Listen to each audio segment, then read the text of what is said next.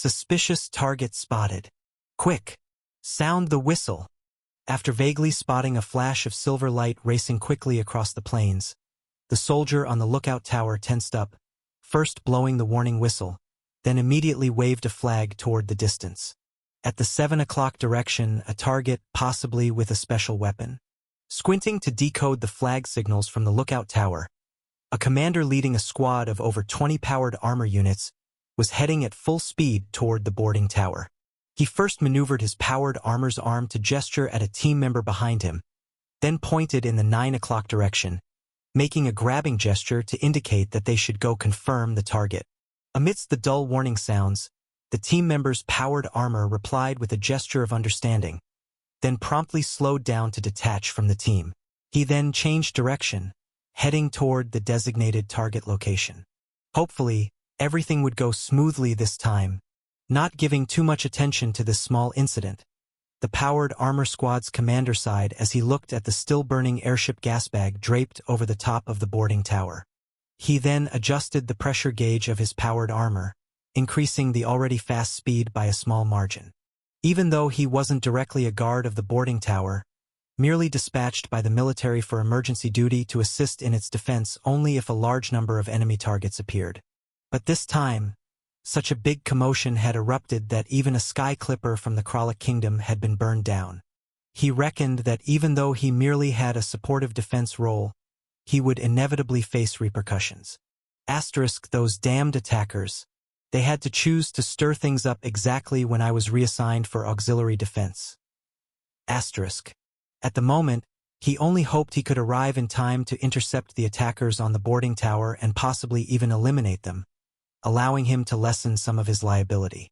Otherwise, even if he wasn't the main person responsible, needing to only carry some ancillary responsibility, he feared he wouldn't get promoted soon, perhaps having to stick around his current position for another 3, 5, or 7 years. Toot! Toot toot! Just as the powered armor squad's commander was on his way, lost in his anxious thoughts, the warning whistle sounded again, even more urgently than before. Upon hearing the signal, he astonishedly opened his sight glass, glancing toward the lookout tower, where the flag's color changed from beige to a more alert deep orange. 9 o'clock direction. Still the previous target, the person I dispatched was defeated? Estimating the time since his team member left, the powered armor squad's commander suddenly looked solemn. According to the flag signals from the lookout tower, the suspicious target wasn't in powered armor, just a person on foot with an unknown weapon. And the team member he sent out, piloting a powered armor over 4 meters tall, was defeated in such a short time? What on earth did that person possess? You go! Slightly reducing his speed, he gestured a window-open sign to his rear before opening the air vent of his armor's exterior. He then directly shouted to the deputy's powered armor behind him, "There's a dangerous target in the 9 o'clock direction. Take 2 people with you and find out what's going on." Got it. Hearing this, the deputy nodded and selected 2 people from the powered armor squad. The 3 towering powered armors then successively slowed down to detach from the group, heading toward 9 o'clock. Theoretically speaking, a squad composed of 3 powered armors was sufficient to easily capture a fortified position held by hundreds of soldiers, making it somewhat excessive to capture a walking target carrying an unknown weapon. However, given how quickly the prior team member was knocked down, the powered armor squad's commander was uncertain of the situation, choosing to proceed cautiously. Not only did he allocate excessive manpower to find the target, but he also ordered the entire squad to reduce speed, prepared to turn back and provide support at any moment. This time, though the wait for a response was longer than before, it wasn't much later that even more urgent warning signals suddenly blared, and the lookout tower's flag changed color once more. A red flag representing high alert, second only to a black flag? Seeing the flag's color, the commander's heart tightened, and he promptly moved his eyes to the sight glass, seeking to decipher the flag signals from the lookout tower. 11 o'clock direction. Same target, turn back. Perceiving something was amiss, the commander directly lifted the air vent, calling to the powered armor squad behind him. The rear 10 powered armors continue forward. Everyone else, move your pressure gauges to the yellow zone. 11 o'clock direction. Full speed retreat support. Indeed, running with 2 legs was still too slow. In his soul vision, Leon saw several souls rapidly approaching him at speeds of 60 to 70 kilometers per hour. He couldn't help but frown, then controlled the cursed silver to form a crowbar, lodging it forcefully onto the secret door behind the powered armor. Squeak! With the immense power gifted by a contamination value of 5, combined with the strength boost from the silver crowbar, the solid secret door, as thick as a pneumatic shield, emitted a metallic cry of deformation, begrudgingly bouncing open to reveal the complex gear set inside. At the center lay a large power storage block encased in purplish-red copper. Still all right, there's quite a bit left. Leon, viewing the amount of deep purple liquid in the power storage block through a transparent resin gauge, nodded in satisfaction. He then used the cursed silver crowbar to push aside copper wires and deform the gears, prying up the rear section of the power storage block, which was held fast by a thick spring clamp, exerting extreme force with a squeaky barrage. "You're dead." After spitting out the dirt he had bitten into, the adjutant, who had been dragged out of the cockpit and thrown to the ground, glared at the rogue prying the power block from the powered armor.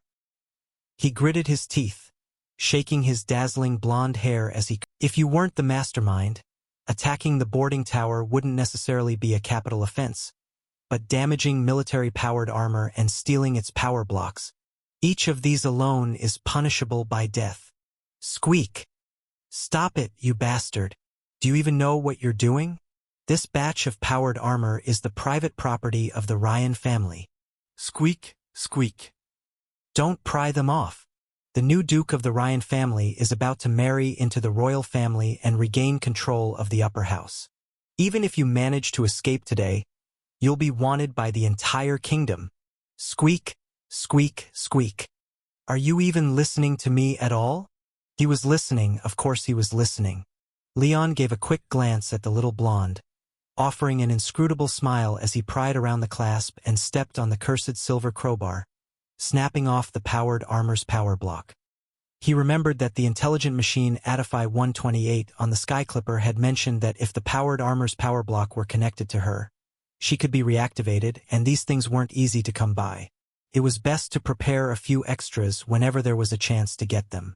That's the property of the Ryan family. Damn it! Put it down. Seeing Leon pick up the power block worth over 10,000 gold wheel and toss it brutally to the ground with a clatter, where it joined 3 other power blocks, the adjutant's heart was in knots, forcing him to curse angrily. You're finished. The Ryan family will never let you go, and your wanted notice will be on every bulletin board in the kingdom. Yeah, right. After instructing young Ha to take away the stacked power blocks, Leon, amid the fierce glares of several blondes, leaped off the toppled powered armor. Just as he was about to make his move to retreat, a rhythmic rumbling sound began to echo from afar. Squinting, Leon saw 12 powered armors, each over 4 meters tall, emerging from the distance, kicking up dust as they charged towards him. Without a doubt, their target was him. They sure got here fast. Gazing at the mechanical beasts sprinting towards him and listening to the increasingly close roar of the steam engines, Leon couldn't help but click his tongue. Just as he turned to continue his escape, the little blonde's jeering voice came from behind. I told you, you're dead. Staring viciously at Leon, the adjutant from the Ryan family shook his blonde hair. His face filled with satisfaction as he said, You barely avoided being blown up after taking us 3 down, and now with so many coming at once, you're definitely finished. Plus, our captain isn't like us. His powered armor was bought at a high price from the Kralik Kingdom. What are you doing? You're right. I can't stand up to so many powered armors. Just their hot weapons would be enough to finish me. Answering off topic, Leon pulled out a rope and tied the panicked blonde adjutant to himself back to back. Then, carrying him while sprinting madly, Leon calmly replied, To avoid being blasted to bits by so many cannons, I'll have to trouble you to shield me a little. Oh, by the way, I can guarantee that the new Duke of the Ryan family will sincerely appreciate your sacrifice. Sly bastard. Through the visor of the powered armor, The squad commander saw the terrified face of Leon's adjutant behind him. The commander's eyebrows furrowed, and he had no choice but to reset the launcher, stopping the already preheated rapid-fire cannon. With the firepower his powered armor carried, this round of the rapid-fire cannon could hit the target carrying a strange weapon. But whether that target would die or not was uncertain, while his adjutant from the Ryan family would definitely be riddled with holes. And given the Ryan family's deep-rooted influence in the kingdom's military, if he dared to kill both the adjutant and the target, he might end up on a military tribunal thanks to their joint efforts. He had to engage in close-quarters combat. Assessing the current situation, the squad commander of the powered armor quickly issued corresponding orders. The 12 powered armor units split into 3 groups, with 5 units moving left and 6 units flanking from the right. The commander's powered armor accelerated sharply, heading in a straight line towards Leon's position, and raised the cannon mounted on its arm. Rat-tat-tat, rat-tat-tat. Accompanied by the sound of rapid gunfire like raindrops, Leon himself wasn't hit, but the ground a few meters in front of him exploded, with dirt and rocks flying from the silvery hail of nails. Immediately, several bright red canister-shaped weapons were tossed farther ahead by the powered armor behind him. As they landed, a massive burst of bright yellow flames ignited, and the gust of heat it generated blew directly toward Leon, curling his hair tips. Damn cautious, watching the powered armor behind him, which could have easily caught up, deliberately maintaining a slow pace and using its cannon and incendiary rounds to slow him down. Waiting for the others to surround him gradually, Leon couldn't help but curse his luck. Peony's ass, although effective, hadn't the ability to attack directly. It could only chip away at the powered armor's thick iron shell. He realized. The little blonde from the Ryan family was right. Handling 2 or 3 powered armor units was already a strain for him at his current level. Any more would likely end up disastrous. The best plan now seemed to be to turn around and deal with the powered armor hanging onto him. But judging by how cautious its operator had been, he certainly wouldn't let him get close easily. If Leon turned back to charge, they would widen the gap once more. And although a tracked-powered armor wasn't the best at turning, its forward and backward speed wasn't slow, possibly reaching 50 to 60 kilometers per hour, which Leon couldn't match, possibly driving himself further into a trap. He had no choice but to fight. Using the sole vision of the Black Goat to observe the position of the other powered armor units, Leon abruptly changed direction.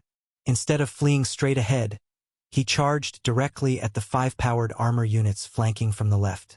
Faced with what seemed like a self-sabotaging move by Leon, the operators on this side of the powered armor, perhaps assuming their nearby teammates would quickly provide support, didn't immediately pull back.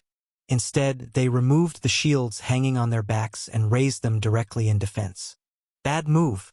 Seizing the fleeting opportunity, Leon, with the little blonde screaming behind him, didn't reduce his speed and charged straight into the massive 2-meter shield.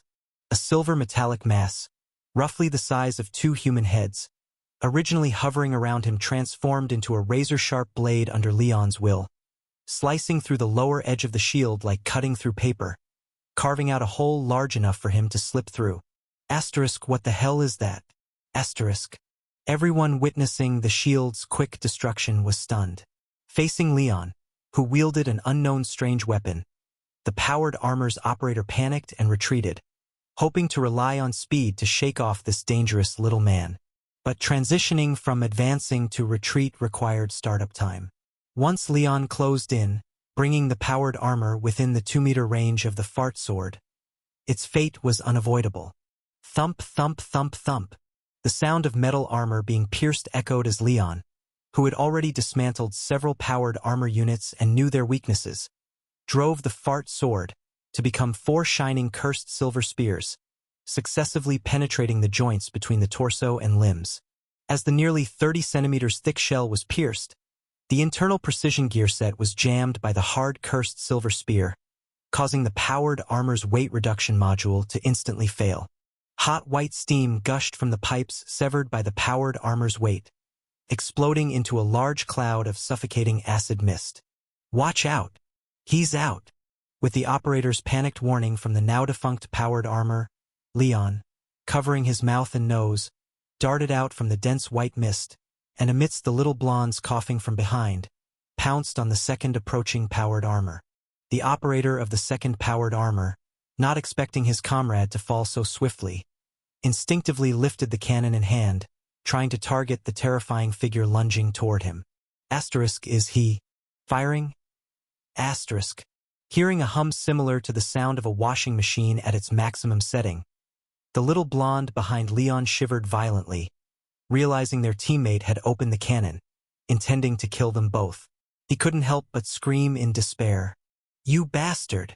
The cursed silver mass beside Leon split in two, with one half wrapping around the machine gun barrel, trapping the nails inside, while the other half morphed into a hand grasping the powered armor's arm, twisting it sideways. Damn! Seizing the momentary imbalance of the powered armor, Leon sidestepped the stumbling right leg of the machine, moving to the flank, while the part of the cursed silver that had pushed the cannon now flowed back like a living thing, falling precisely into Leon's hand and forming a thin, long blade. "You!" The thin silver blade slashed sideways, tearing through the side of the powered armor like cutting paper. Numerous fragments of tiny metal pieces, propelled by the high-pressure steam flow from the ruptured pipes, sprayed out, creating dense, tiny craters around the ground. The powered armor, missing most of one leg, fell over backward. "Mom!" Boom! The loud thud of the powered armor hitting the ground occurred almost simultaneously as the little blonde trembled and called out to his mom. Immediately following, the choking thick white acid mist exploded, once again hiding the figure that had dismantled two powered armors in the blink of an eye, enveloping him back into the fog. "Stop! Don't go! Danger!" Amidst several nearly simultaneous shouts of alarm, the pilot of the third powered armor finally reacted, halting his headlong rush and forcibly stopping outside the white mist concealing the Grim Reaper. However, half of a metal leg, towering over a person, was grabbed by a silver-white hand and hurled from the thick fog. With a loud crash, it slammed into the head of the third powered armor, directly ripping open most of the observation chamber, exposing the cockpit below. "Help! Help!" In the shriek of the third powered armor operator, that ghostly silhouette of the Grim Reaper was also tossed over by the silver-white hand. As the silver hand scattered and fell, Leon, carrying a small golden retriever, had already jumped into the cockpit, swiftly cutting the safety belts binding the operator and tossing him directly out through the observation chamber.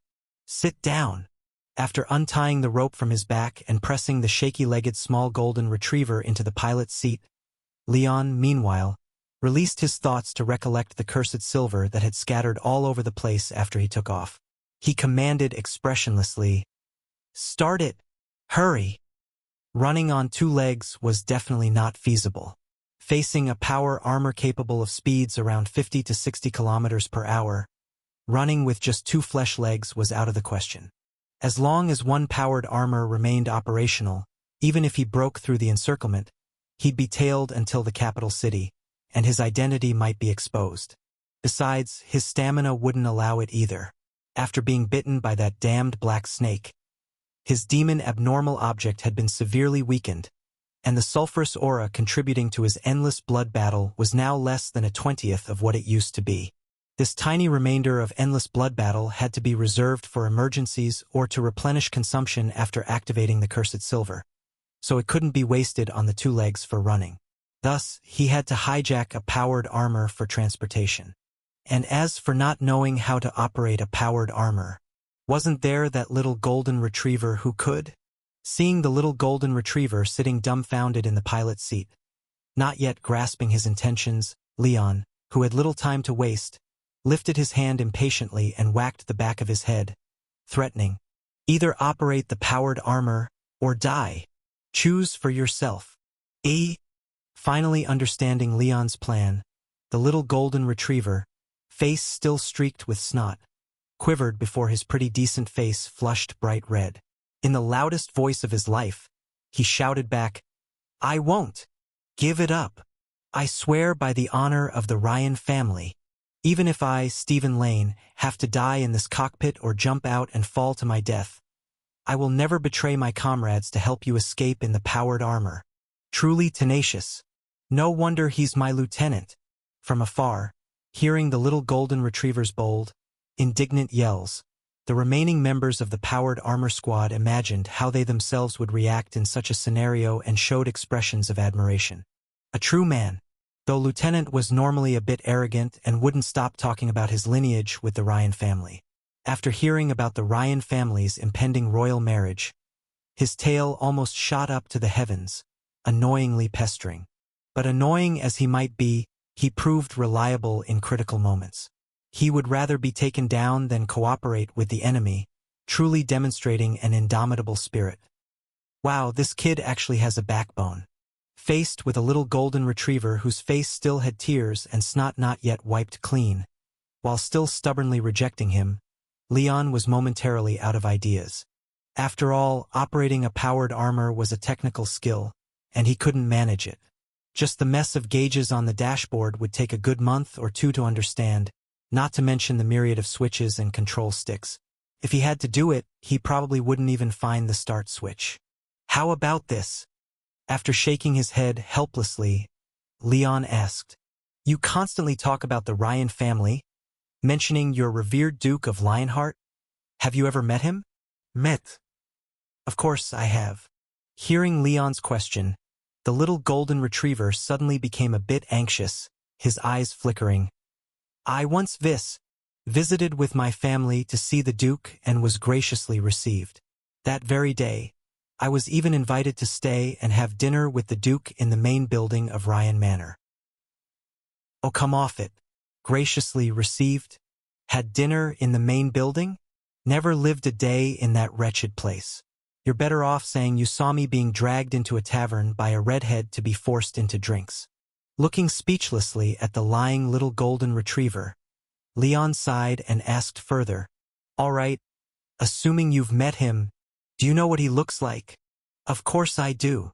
Seeing Leon doubt his words, the little golden retriever's face flushed in anger, retorting loudly, "I'm well acquainted with the Duke. He was specifically named by the late Duke to rise to his position, even when everyone doubted him. That damn Earl even claimed the Duke's title would rot faster than a cabbage. Yet not long after, the Duke successfully stabilized the situation. His striking appearance and eloquence earned him the favor of the princess, ensuring the Ryan family's hold over the military and Department of Road Administration will... You. Stop the yous. Do you recognize this face? Wiping his face and dispelling the effects of Leon revealed his true face, squinting at the dumbfounded little golden retriever and threatening expressionlessly. "Speed up the process. If you don't get moving, tomorrow's headline in the Sun News will read, 'Duke of Lionheart arrested for attacking the boarding tower.' You're an imposter." After a few seconds, the little golden retriever yelled angrily, "As soon as you get caught, your disguise won't work on that face. No one will believe you."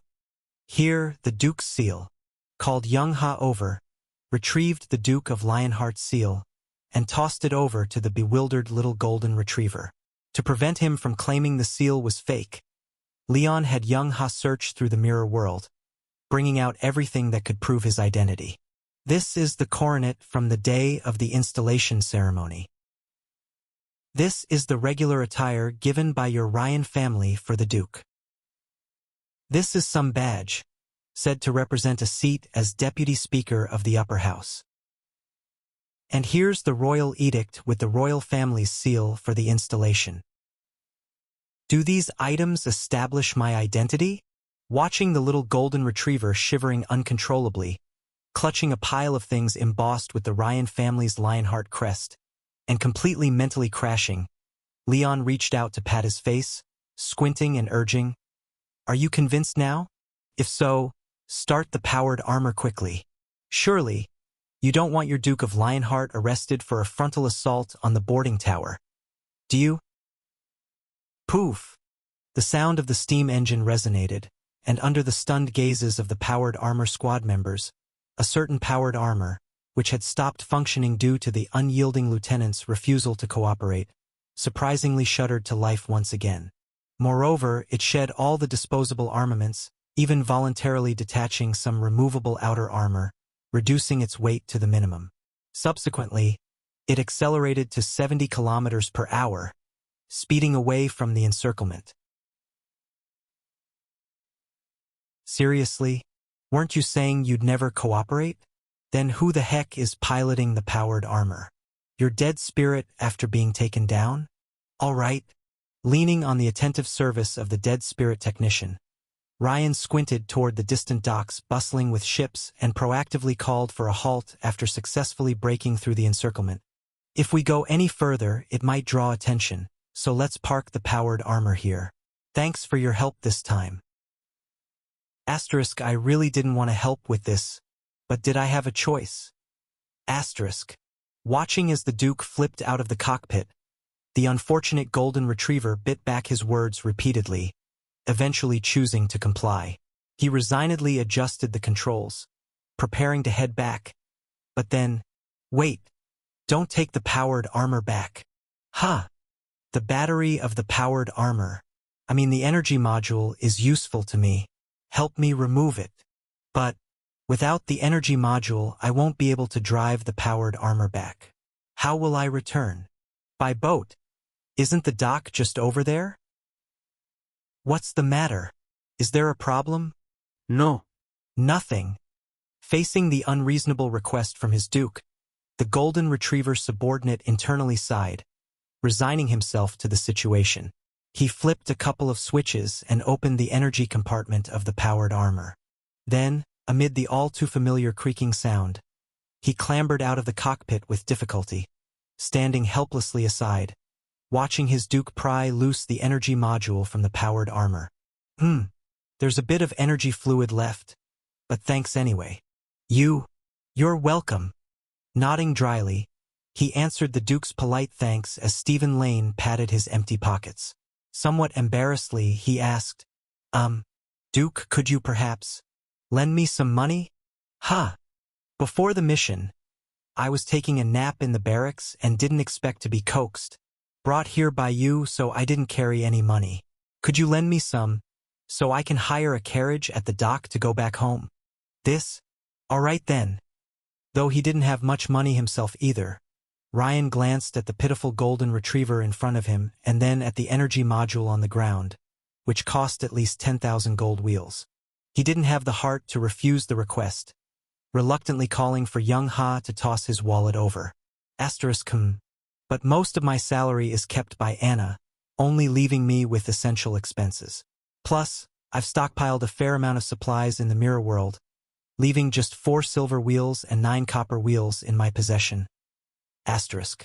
How about you don't hire a carriage? After inspecting his deflated wallet, Ryan tentatively suggested, since the dock is right there, we could just take a boat back to the capital city, and then change to public carriages twice to get to the city center. That could work. Then take this. You don't need to repay the money. Seeing the golden retriever didn't insist on hiring a carriage, Ryan, a bit embarrassed to refuse due to his financial struggle, felt slightly relieved as he counted out 7 copper wheels and handed them over. Smiling, he advised, the standard cabin ticket on the passenger ship costs 3 copper wheels. Ride all the way to Bunk River Dock, then switch to the Old Town Line public carriage, which runs every 60 minutes. Spend 3 copper wheels to ride to the end, and you'll reach the city center of the capital city. You can hire a dockside carriage from there, with payment settled afterward. You can also get off 1 stop early if you're heading to Ryan Manor, which will save you 1 copper wheel. You just need to walk to the next stop at Westman Church and spend 2 copper wheels for the carriage along Church Street, also reaching Redwood Street, perfectly within the 7 copper wheels. Facing the Duke's meticulously calculated travel expenses and even a money-saving guide, the golden retriever took the copper wheels, his nose tingling slightly at the thought of the foul-smelling stench in the lower-class cabin. Thank you. After gratefully thanking the Duke for his generosity, the teary-eyed golden retriever clutched his precious 7 copper wheels and stumbled away. Meanwhile, Ryan carried the battery down the path to a secluded spot, retrieving a black security-grade case containing the Adify 128. The round connector. It also needed a round socket. After fumbling around the energy module of the powered armor and locating the pipeline bound in the slot, Ryan detached the pipe from the module and, following the method taught by Adify 128 earlier, unscrewed the protective bolt and secured it to the socket on the back of the security-grade case. Soon, accompanied by a light buzz, the black matte case vibrated slightly, and countless densely packed, hair-thin connecting rods inside began to move in a peculiar yet orderly high-speed motion. "Thank you for awakening me, Dad." You better call me Mr. Leon." Listening to Adify 128's pleasant childlike voice, Ryan, somewhat embarrassed, scratched his nose and corrected her. "I was just kidding earlier, all right?" Upon hearing Ryan's words through the copper tube, the densely packed gear groups inside the security-grade case rapidly spun at a special rhythm, then drove thousands of connecting rods and lock-slot devices to knock briefly on the center sphere full of fine holes, delivering the information. After the core sphere twisted twice, it reversed and performed a similar operation, driving the dense gear group in normal rotation and using the hammer set to knock on the copper tube, simulating the voice of a little human girl, responding, "Although I determined that you didn't seem to be joking before, since you have a request, I am willing to comply, Mr. Lion." Was that computation just now? What in the world is this thing's principle? Seeing the Adify 128 accepting and understanding his words in less than a second and giving a corresponding response, Ryan couldn't help but curiously ask, "How do you actually speak? What are all these parts inside the case for?" "The reason I can speak is quite simple. As a biological entity with a relatively simple vocal organ structure, 60 to 80 sounds is the limit for an ordinary human, whereas the scale recorded by a single gear in my gear set far exceeds this number. The text content is relatively more complex. Your human language can be roughly categorized into 4 major types: ideographic, syllabic, phonetic, and symbolic, with traits interchangeable. If designated as 1, 2, 3, 4, respectively, there are about 15 typical comprehensive language models. Each language model typically has between 250,000 and 670,000 valuable words, with commonly used vocabulary shrinking to between 3,000 and 11,000 due to individual and regional differences. Tone, voice, and corresponding emotions must also be considered. So, even though the process has been greatly simplified, to output corresponding characters in conversation with accompanying emotions to accurately express my meaning, it requires activating 15 auxiliary gear sets and 30 to 110 short arc levers each time. All right, don't explain the rest. Let's pretend I never asked this question. After trying hard to comprehend without success, Ryan wisely made peace with himself, giving up on pondering how she could speak and instead asked his most pressing question. "Adify, let me ask you." Taking out the large box issued by the Bureau and placing Adify 128 inside, Ryan used the cursed silver to form a dagger and dug a hole in the box, attaching the speaking and listening copper tubes before inquiring, "What's the situation with the Kralik Kingdom? What's going on with the Gemini Subbureau of the Purification Bureau?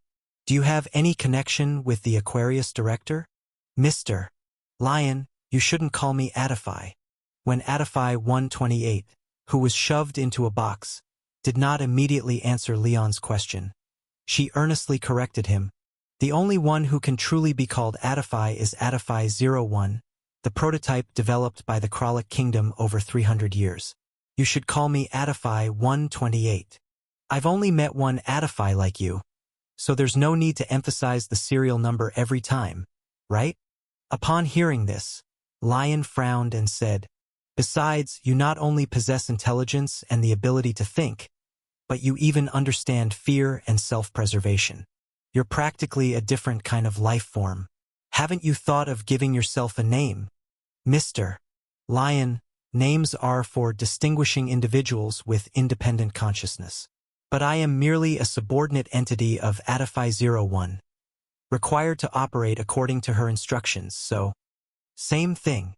Lion thought it over and replied, "I'm a resident of the kingdom, I also have to abide by the laws and orders of the kingdom, but that doesn't mean I'm not an independent entity. Can we not argue about names? You still haven't answered my question. Apologies, your statement caused a bit of chaos in my processing, which resulted in a temporary decline in functionality. But that doesn't seem like a bad thing. I hope you can chat with me more in the future, and if you like, you can address me as Adify. With a few seconds of frantic buzzing, Adify calmly begun to speak. As for your question earlier, the Kralik Kingdom is currently very stable, having gone 37 years without any abnormal deaths. Apart from a continuous shortage of energy, everyone has found the most suitable position to exercise their talent with the help of Adify 01, and their health status has been ensured. And the Gemini Subbureau of the Purification Bureau, given their mostly extremely evil criminal history and being an unstable factor endangering public safety, had miniature differential engines implanted in all existing members' subcutaneous systems for positioning and calculation, supplemented with an information chip embedded in the back of the neck for simple control and management. Finally, regarding the Aquarius director you mentioned, I have not received the corresponding records from Adify 01. However, when Adify 01 eliminated the royal family's control over the Kralik Kingdom, that Aquarius director did not come out to stop it, so there is likely a certain level of cooperation involved. So, the royal family of the Kralik Kingdom had been placed under house arrest? The entire Gemini Subbureau was controlled? Was the current controller of the Kralik Kingdom that intelligent machine called Adify 01? After taking a sharp breath, Lion hurriedly asked, "What on earth happened to the Kralik Kingdom? Why did it suddenly become like this?" Apologies. I cannot answer that question, Adify said with a hint of apology. The storage in the level 15 prevention box only holds my core computational logic and a portion of relatively important basic data. Most of the detailed information requires temporary access through external channels. For example, regarding the investigation of the Lane County volcano, the data retained in the level 15 prevention box only recorded the final outcome of the matter, while more specific content was stored in the Sky Clipper's external information box. However, that box had already been blown up. Rubbing his brow, Lion pondered and asked, "If I go back later and hijack another Sky Clipper in a few days to bring back the information box, can you? Please, don't do that." Startled by Lion's wild idea, Adify frantically banged on the copper pipe and urgently cried out, "Our memories are different from humans. Memory is a detachable and replaceable thing for us, and the storage medium is too large and heavy, so generally we only actively connect to the corresponding information box when needed. On board the Sky Clipper, we don't take all the information boxes, usually only carrying flight data and relevant national messages, enabling us to handle abnormal situations promptly, without including other non-essential information to avoid damage.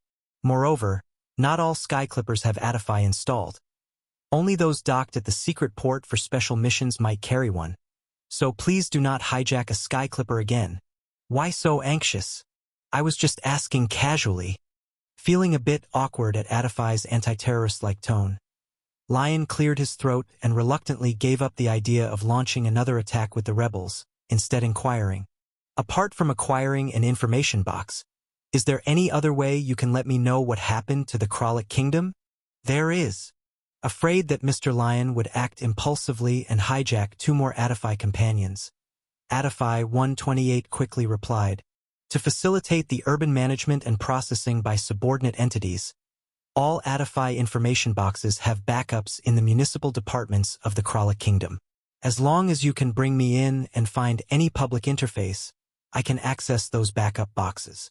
And then I'd be swarmed and beaten by the arriving cleaners, finally getting slapped to death by the Aquarius director, right?" Hearing this method, which couldn't be called useless but would make one disappear after using it, Lion couldn't help but roll his eyes and said with some disdain, "So you know nothing? Other than chatting with me? You can't do anything, can you? I can be your assistant." Sensing the disdain in Lion's voice and concerned for her safety, Adify quickly volunteered, "I can help you record things, handle documents, or tell you today's weather." Raising an eyebrow in surprise, Lion said, "Can you predict the weather? Do you have some special sensor?" "Well, the sensor got burned off with the Sky Clipper. But if you can get me a daily morning newspaper, I can tell you the weather anytime." "Haha, you're so useful. Huh." With a helpless grin, Lion decided not to bother commenting and continued to ask, "So, handling documents? You can write. I didn't bring the appropriate mechanical arm, but I can dictate to you, and you just need to jot it down." "Okay, you're indeed only in charge of processing the document, and I'm the tool man for the final drafting." With a slight twitch of his mouth, Lion inquired with one last bit of hope, "And what about helping me record things? You just have to read it to me, and I promise not a word will be wrong." "So to record something, I'd have to lug you a 70 to 80 kilogram mass everywhere? Why don't I just carry a notepad? Plus, you aren't powered by coal, but a power module costing over 10,000 gold wheels each time. This thing is a high-energy consuming artificial idiot." Having realized Adify's immense usefulness, if not for knowing that the recycling shop wouldn't dare to take it, Lion would have contemplated selling the power modules directly for money. "Fine." With a sigh, Lion completely gave up on using Adify, carrying the invaluable box toward the bustling dock, reluctantly pulling out 5 copper wheels against Black Goat's repeated protests and purchasing a standard cabin ticket. "Dear little Leon, by the time you read this letter, I suppose I will be gone." Looking at the somewhat ominous start of the letter from his director, which while not exactly wrong, wasn't quite auspicious either, Leon couldn't help but darken his expression despite spending 9 copper wheels on a bumpy journey back to the Purification Bureau. The plan against Aquarius at the Bureau has already begun. Taurus His Excellency is currently working with the other 2 directors, using the directives list to influence the Aquarius director, forcibly ordering him to accept the exposure of the Death Realm street lamp, to ensure that there are no mistakes in the plan and to prevent Aquarius director from having any means to escape the realm of the dead. I'm planning to linger on the no-return path of the realm of the dead for about a month. Anyone entering the death world is bound to pass through there, and I'll return once I see Aquarius director heading down the no-return path. 6. So your opening line wasn't really ill-chosen, was it? Your person is indeed gone, right? Also, although I don't know where exactly the no-return path is, just hearing the name, the no-return path to the death world, sounds like a life-threatening place. You talk about it as if it's as easy as going and coming back from a vacation. That's just ridiculous. Imagining his red-haired director's slightly messy handwriting on a sinister path full of staggering dead, and picturing his red-haired director knocking out the unlucky employee in charge of guarding the no-return path in the death realm, while throwing empty beer cans around and drinking, Leon's mouth couldn't help but twitch.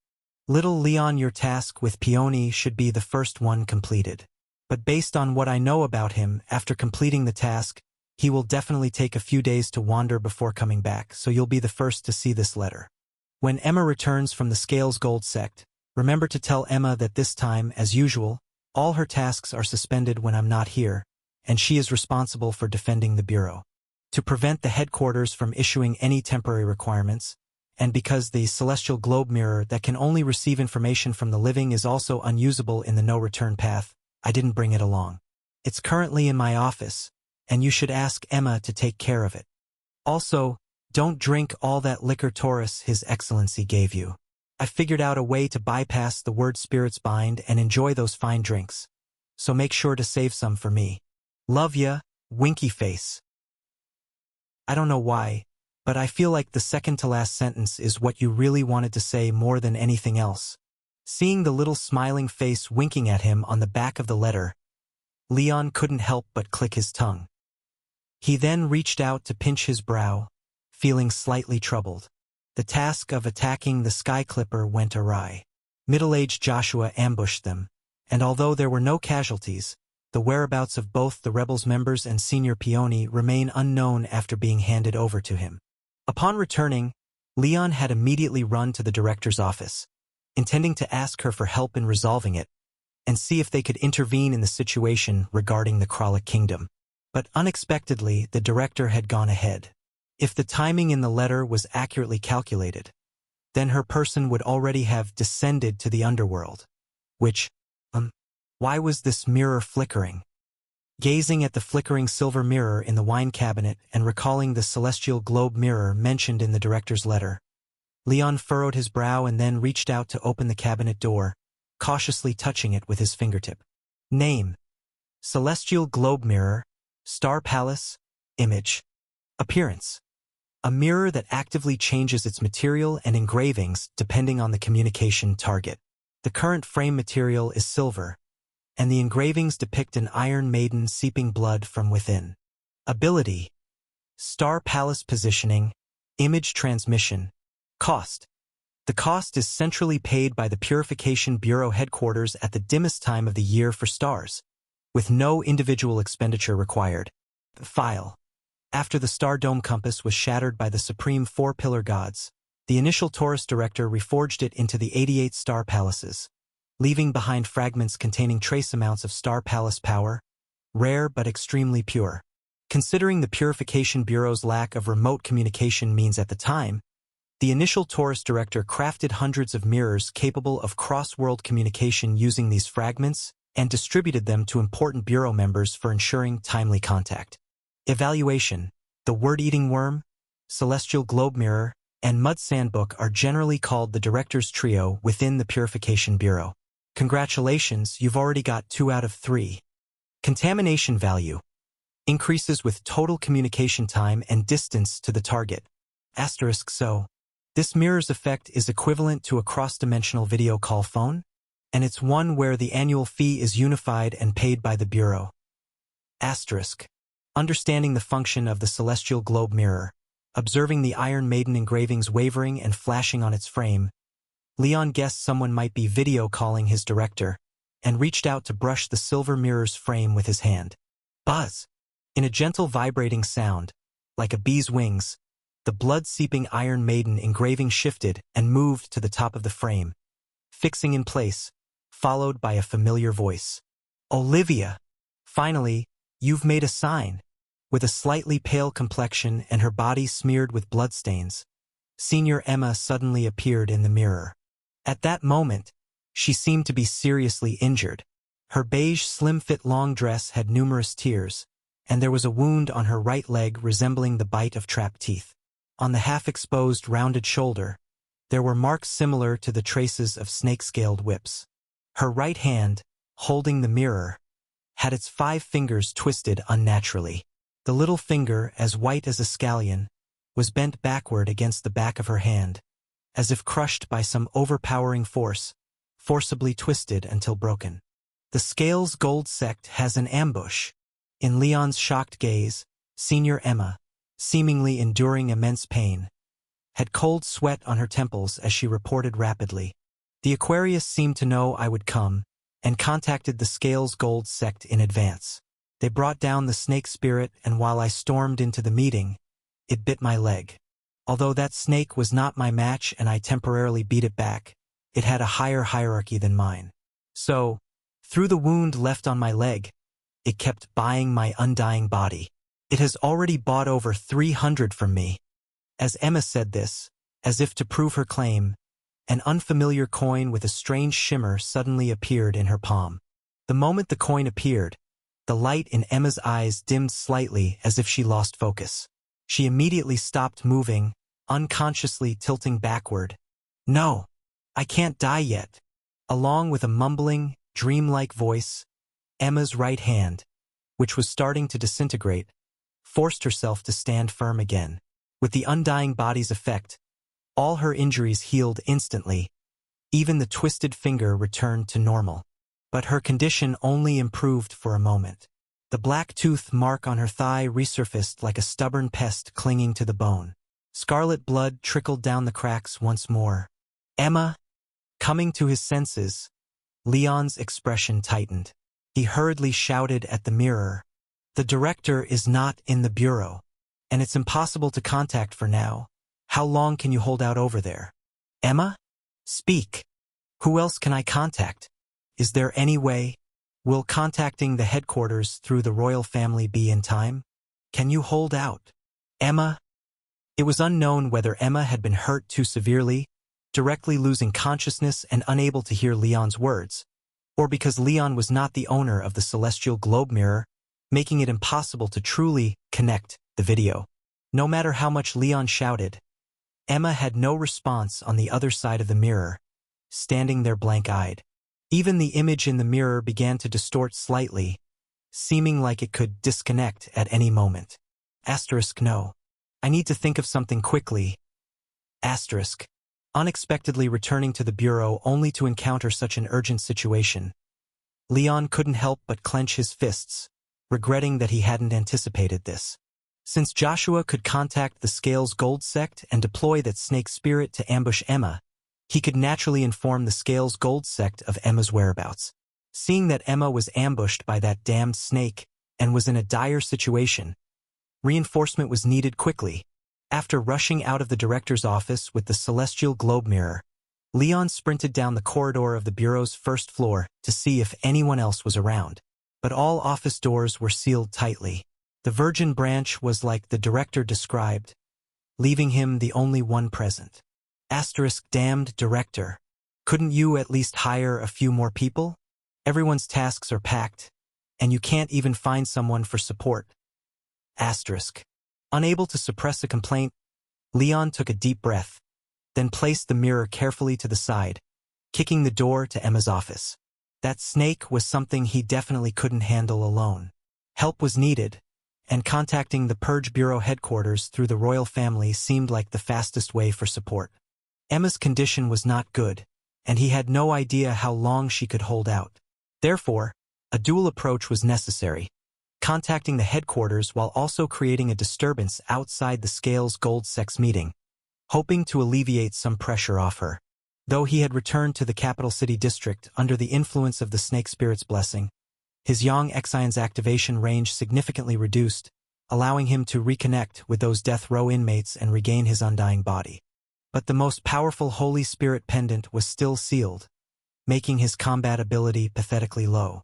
Supplementation was necessary. And in Emma's office was a collection of items that looked like execution instruments.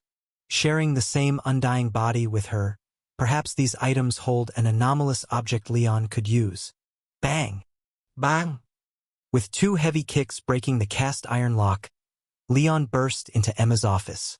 Once confirming there were no dangerous anti-theft mechanisms, he proactively stretched his hand towards the anomalous objects in the room.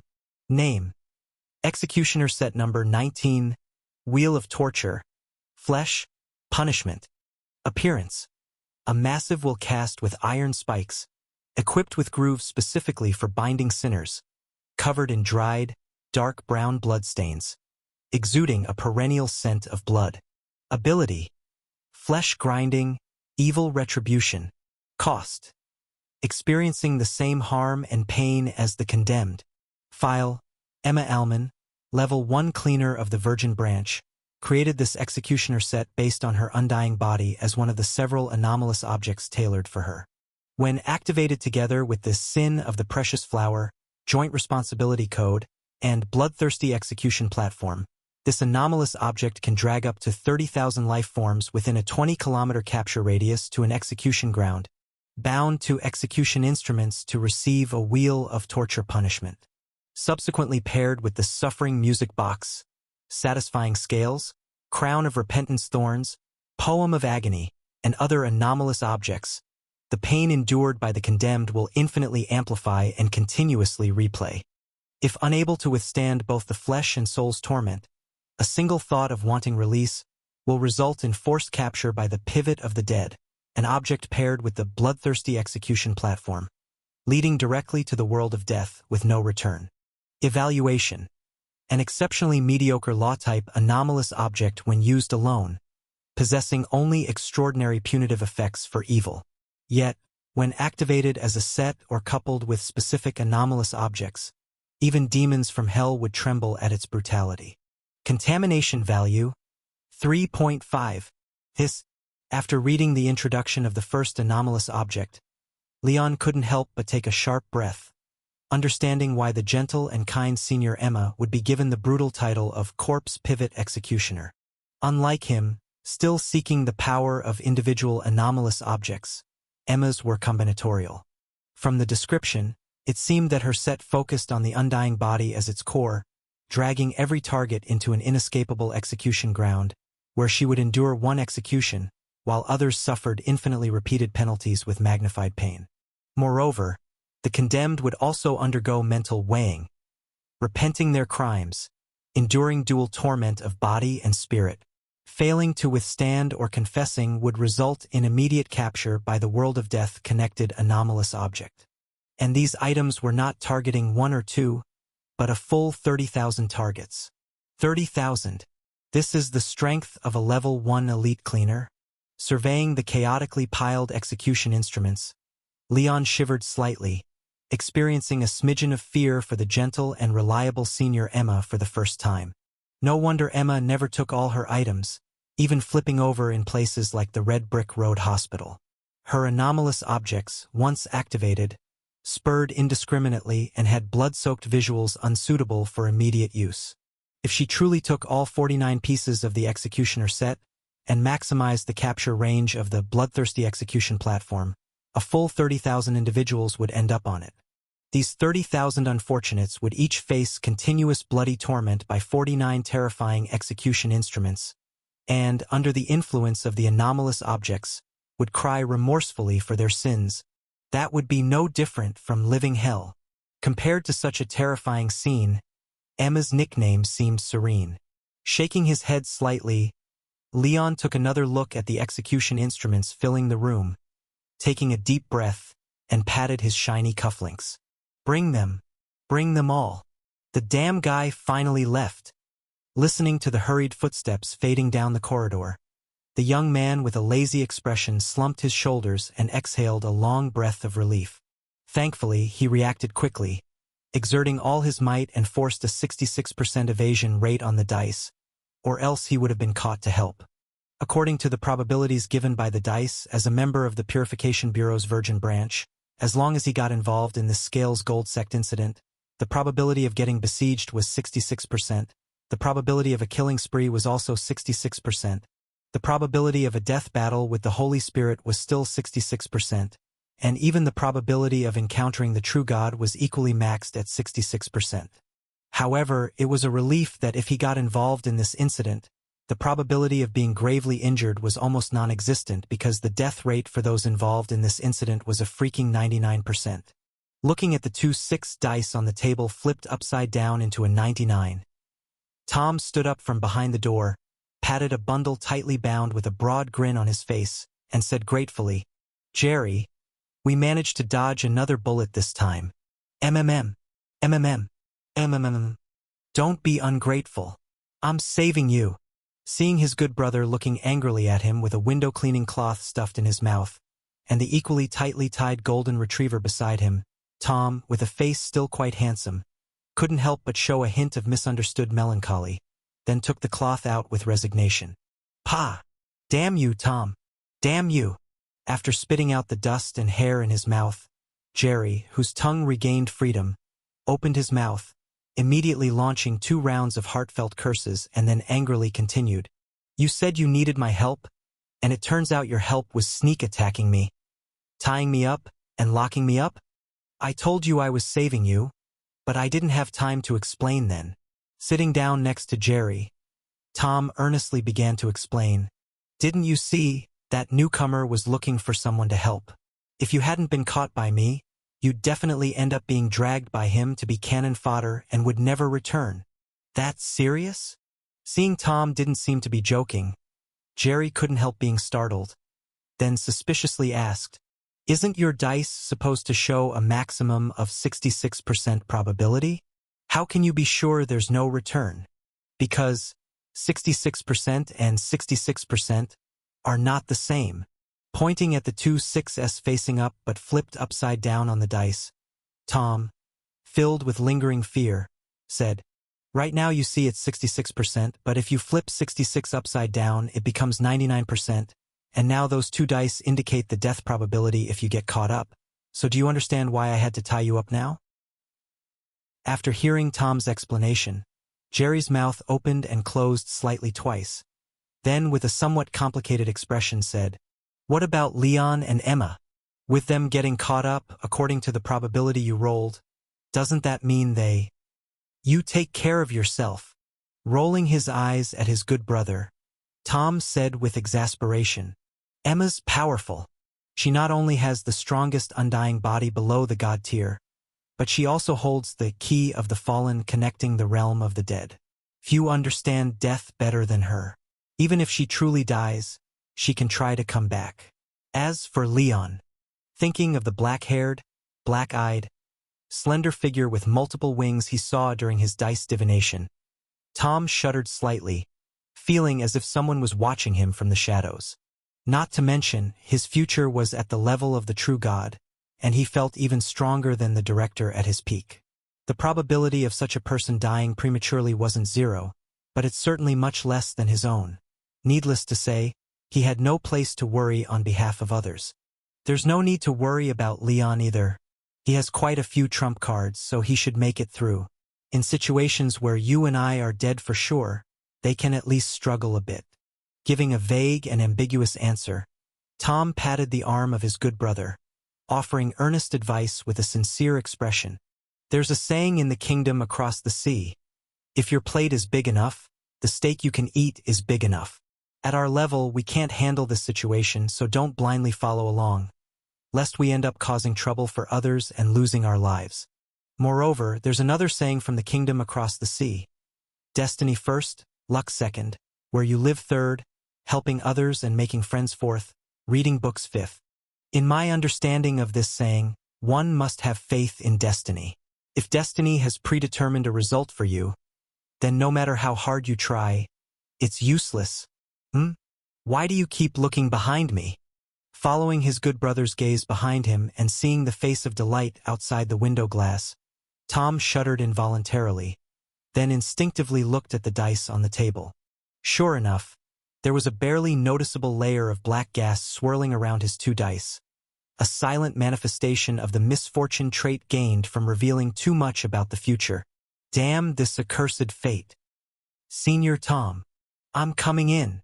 With an expression of wanting to cry but no tears, Leon, who had come back to search Jerry Sr.'s office for explosives, swung open the door with a delighted expression, urgently saying, "Senior Emma is in trouble. The Scales Gold sect had an ambush, hit by a snake spirit bite. She's in great danger, urgently needs our support. Senior Tom." What's going on here? Nothing, just testing an escape anomalous object. Hee. Lying through his teeth with a somewhat panicked expression, Tom, while secretly rolling dice to refuse the invitation, forced a laugh and rambled. About Emma, it's not that I don't want to help. It's mainly that according to the probability I rolled. Roll. The sound of dice rolling on the table made Tom look over in astonishment, discovering a spectral hand that had appeared beside his dice, curling a finger to give a gentle flick, altering the dice's facing, then pointed at him loaded with warning. Senior Tom, turning back to look at the two dice showing 6 upward but just perfectly upside down, Leon asked back with some confusion. Senior, what probability did you roll this time? Is it the success rate of saving Senior Emma? Of course, I rolled the probability of refusing to help you, leading you to hold a future grudge against me. Looking at the dice that flipped to a 99% probability and then at Leon's right hand, which was identical to the spectral hand, Unlucky Tom sniffed with a sour nose, tears brimming as he answered, No, I rolled the probability of helping this time. Rest assured, this time it's about you and Emma's safety, so I'll absolutely not shirk. Noon, Redwood Avenue, in front of the Rose Manor of the Masani family. It's so beautiful. After stepping down from the carriage, a gentlemanly middle-aged man, exuding an aura of intellectual charm, gazed at the sea of blooming roses within the manor and couldn't help but sincerely sigh. The people of the Masani family may not be very agreeable folks, but this manor of theirs is indeed an excellent treasure. Most roses bloom between April and July, and if you wish to see so many blooms in winter, the Masani family manor is the place to be. Indeed, After the middle-aged man finished speaking, a young man with a slightly lazy demeanor nodded in agreement, his voice carrying a tinge of emotion. I have no idea how their family accomplished this. I built a greenhouse in my own garden just to see these beautiful flowers a little earlier. Although the flowers in my greenhouse are equally beautiful, compared to this ocean of blooms thriving in the cold wind, they fall somewhat short. This person has a greenhouse dedicated to flowers at home? Faced with the casually interrupting lazy young man who had suddenly walked to his side, the gentlemanly middle-aged man was initially taken aback, then interested enough to initiate conversation. Pardon me, but how exactly did you set up your greenhouse? Receiving a surprised look from the lazy young man, the gentlemanly middle-aged man explained a bit bashfully. To be honest, I have had similar thoughts before, but the greenhouse craftsman told me that the current technology isn't very mature. For ordinary greenhouses, growing some out-of-season fruits is no problem. But for flowers sensitive to temperature changes, especially roses, the success rate isn't high, and even if they bloom, they won't look good. So I was curious about how you managed it. Oh, it's not that difficult. After rummaging a bit in his pocket, the lazy young man smiled. The technique of growing roses in greenhouses was discovered by a botanist named Leon from Kralik Kingdom. It's not yet widely spread. If you're interested, I could introduce you to the craftsman who worked on my family's project. Oh, that would be wonderful. Hearing the young man's response, the gentlemanly middle-aged man rubbed his hands in excitement and eagerly continued the conversation. May I ask your name? I'm Jerry Baker, a fellow flower enthusiast. Giving the gentlemanly middle-aged man a smile, the lazy young man gestured toward the entrance of Rose Manor and kindly reminded, Sir, we are all here as guests after all. It's not right to let our hosts wait too long. Shall we go inside? Yes, that's right. Prompted by this reminder, the middle-aged man came to his senses, nodding repeatedly. He continued to chat excitedly with this friend knowledgeable about roses, as they walked side by side through the gates of Rose Manor. Behind them, a servant carrying the luggage followed suit. Whoa, just like that we're in. Glancing back at the unbothered guards and then forward at the two engaged in lively conversation, Leon, now disguised as a luggage-carrying servant, blinked admiringly, gaining a new level of confidence in the mission. After tearfully expressing his willingness to help, Senior Tom released Jerry, asked for something to confirm his identity, and instructed Jerry to find Princess Veronica and report to the Central Bureau through royal channels. Then he casually picked an apple from a dish on his desk. What followed was nothing short of miraculous. Once we left the Purification Bureau and reached the main road to hail a carriage, Tom casually tossed the apple core, which landed on the street. A woman carrying peas stepped on the core and stumbled, spilling peas all over the street. A carriage, which was meant to stop in front of someone else, slipped on the scattered peas and slid forward a couple of spots, stopping right in front of us. After greeting the startled coachman and instructing him to drive ahead, Senior Tom led me into the carriage. As the carriage turned a corner, he extended his hand out of the window, snatched a servant uniform hanging on a clothesline, and retrieved a full set. Once I changed into the servant uniform at Senior Tom's request and got off the carriage confused, a butler-like figure ran over to us with urgency, demanding I deliver a set of clothes swiftly to the master after scolding me for being late. The butler even paid for the carriage fare. Finally, perplexed, the coachman drove around aimlessly before turning back to ask where we wished to go, only to find Senior Tom hopping off the carriage and chatting with the gentlemanly middle-aged man at the manor entrance. Skipping entirely the part where invitations are checked, he easily led us into the Rose Manor. Let's go. We should head underground where the Scales Gold Sect meeting is held. Under Leon's admiring gaze and after exchanging contact addresses with the gentlemanly middle-aged man, Tom approached with his lazy expression, calling out to Leon and taking 2 apples from a fruit tray in the guest room, offering one. Care for one? Sure. Concerned for Senior Emma's safety, Leon wasn't exactly in the mood for an apple. However, having witnessed Senior Tom inexplicably use a single apple to complete preparations and infiltrate Rose Manor without a hitch, Leon worried that declining might disrupt a series of upcoming apple effects. Hence, he accepted the apple and started eating just like Senior Tom. Ugh, what bad luck! Seeing Senior Tom grimace after one bite and spit out the apple, Leon blinked in surprise and mimicked him, spitting the apple flesh onto the staircase. With a puzzled glance at Leon, Tom asked in bewilderment, "Is your apple sour too?" It's actually quite sweet." "If it's sweet, why are you spitting it out?" "I thought if I spit out the apple just like you did, a chain of coincidences would help us sneak into the meeting. Seems like I was overthinking it." "Oh no!" Just as Leon awkwardly grinned, ready to explain his misunderstanding, they heard a startled cry from behind. A lavishly dressed woman, trying to avoid Leon's apple spit on the stairs, accidentally stepped on her skirt, slipped, and sat down painfully on the stairs, groaning in agony. Her feline insignia, pinned to her collar, strangely flew off, tracing a beautiful arc in midair, and conveniently landed in Leon's hand. Is this the cat spirit's insignia? This woman is a disciple of the Scales Gold sect. Staring at the badge necessary for entry into the assembly, Senior Tom momentarily froze. Then, with a curious look, he examined Leon from head to toe and thoughtfully asked, "Leon, are you usually quite unlucky? Was I always unlucky?" Upon hearing the lazy young man's inquiry, Leon, who was previously excited, suddenly became serious and hurriedly asked, "Yes, my luck had never been great. No matter how well I planned, something would always go wrong during missions, and I'd always encounter inexplicable dangers. I even once witnessed an anomalous object go berserk at a theater." "Senior, do you have any insights?" "Insights? Rather than insights, it's more like experience."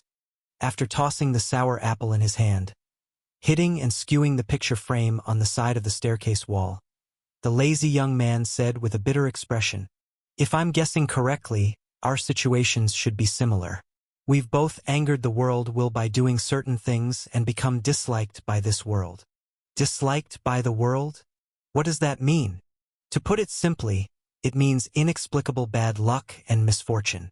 Glancing at the picture frame that was slowly coming off the hook and falling toward the staircase, the lazy young man pulled Leon a step forward and sighed.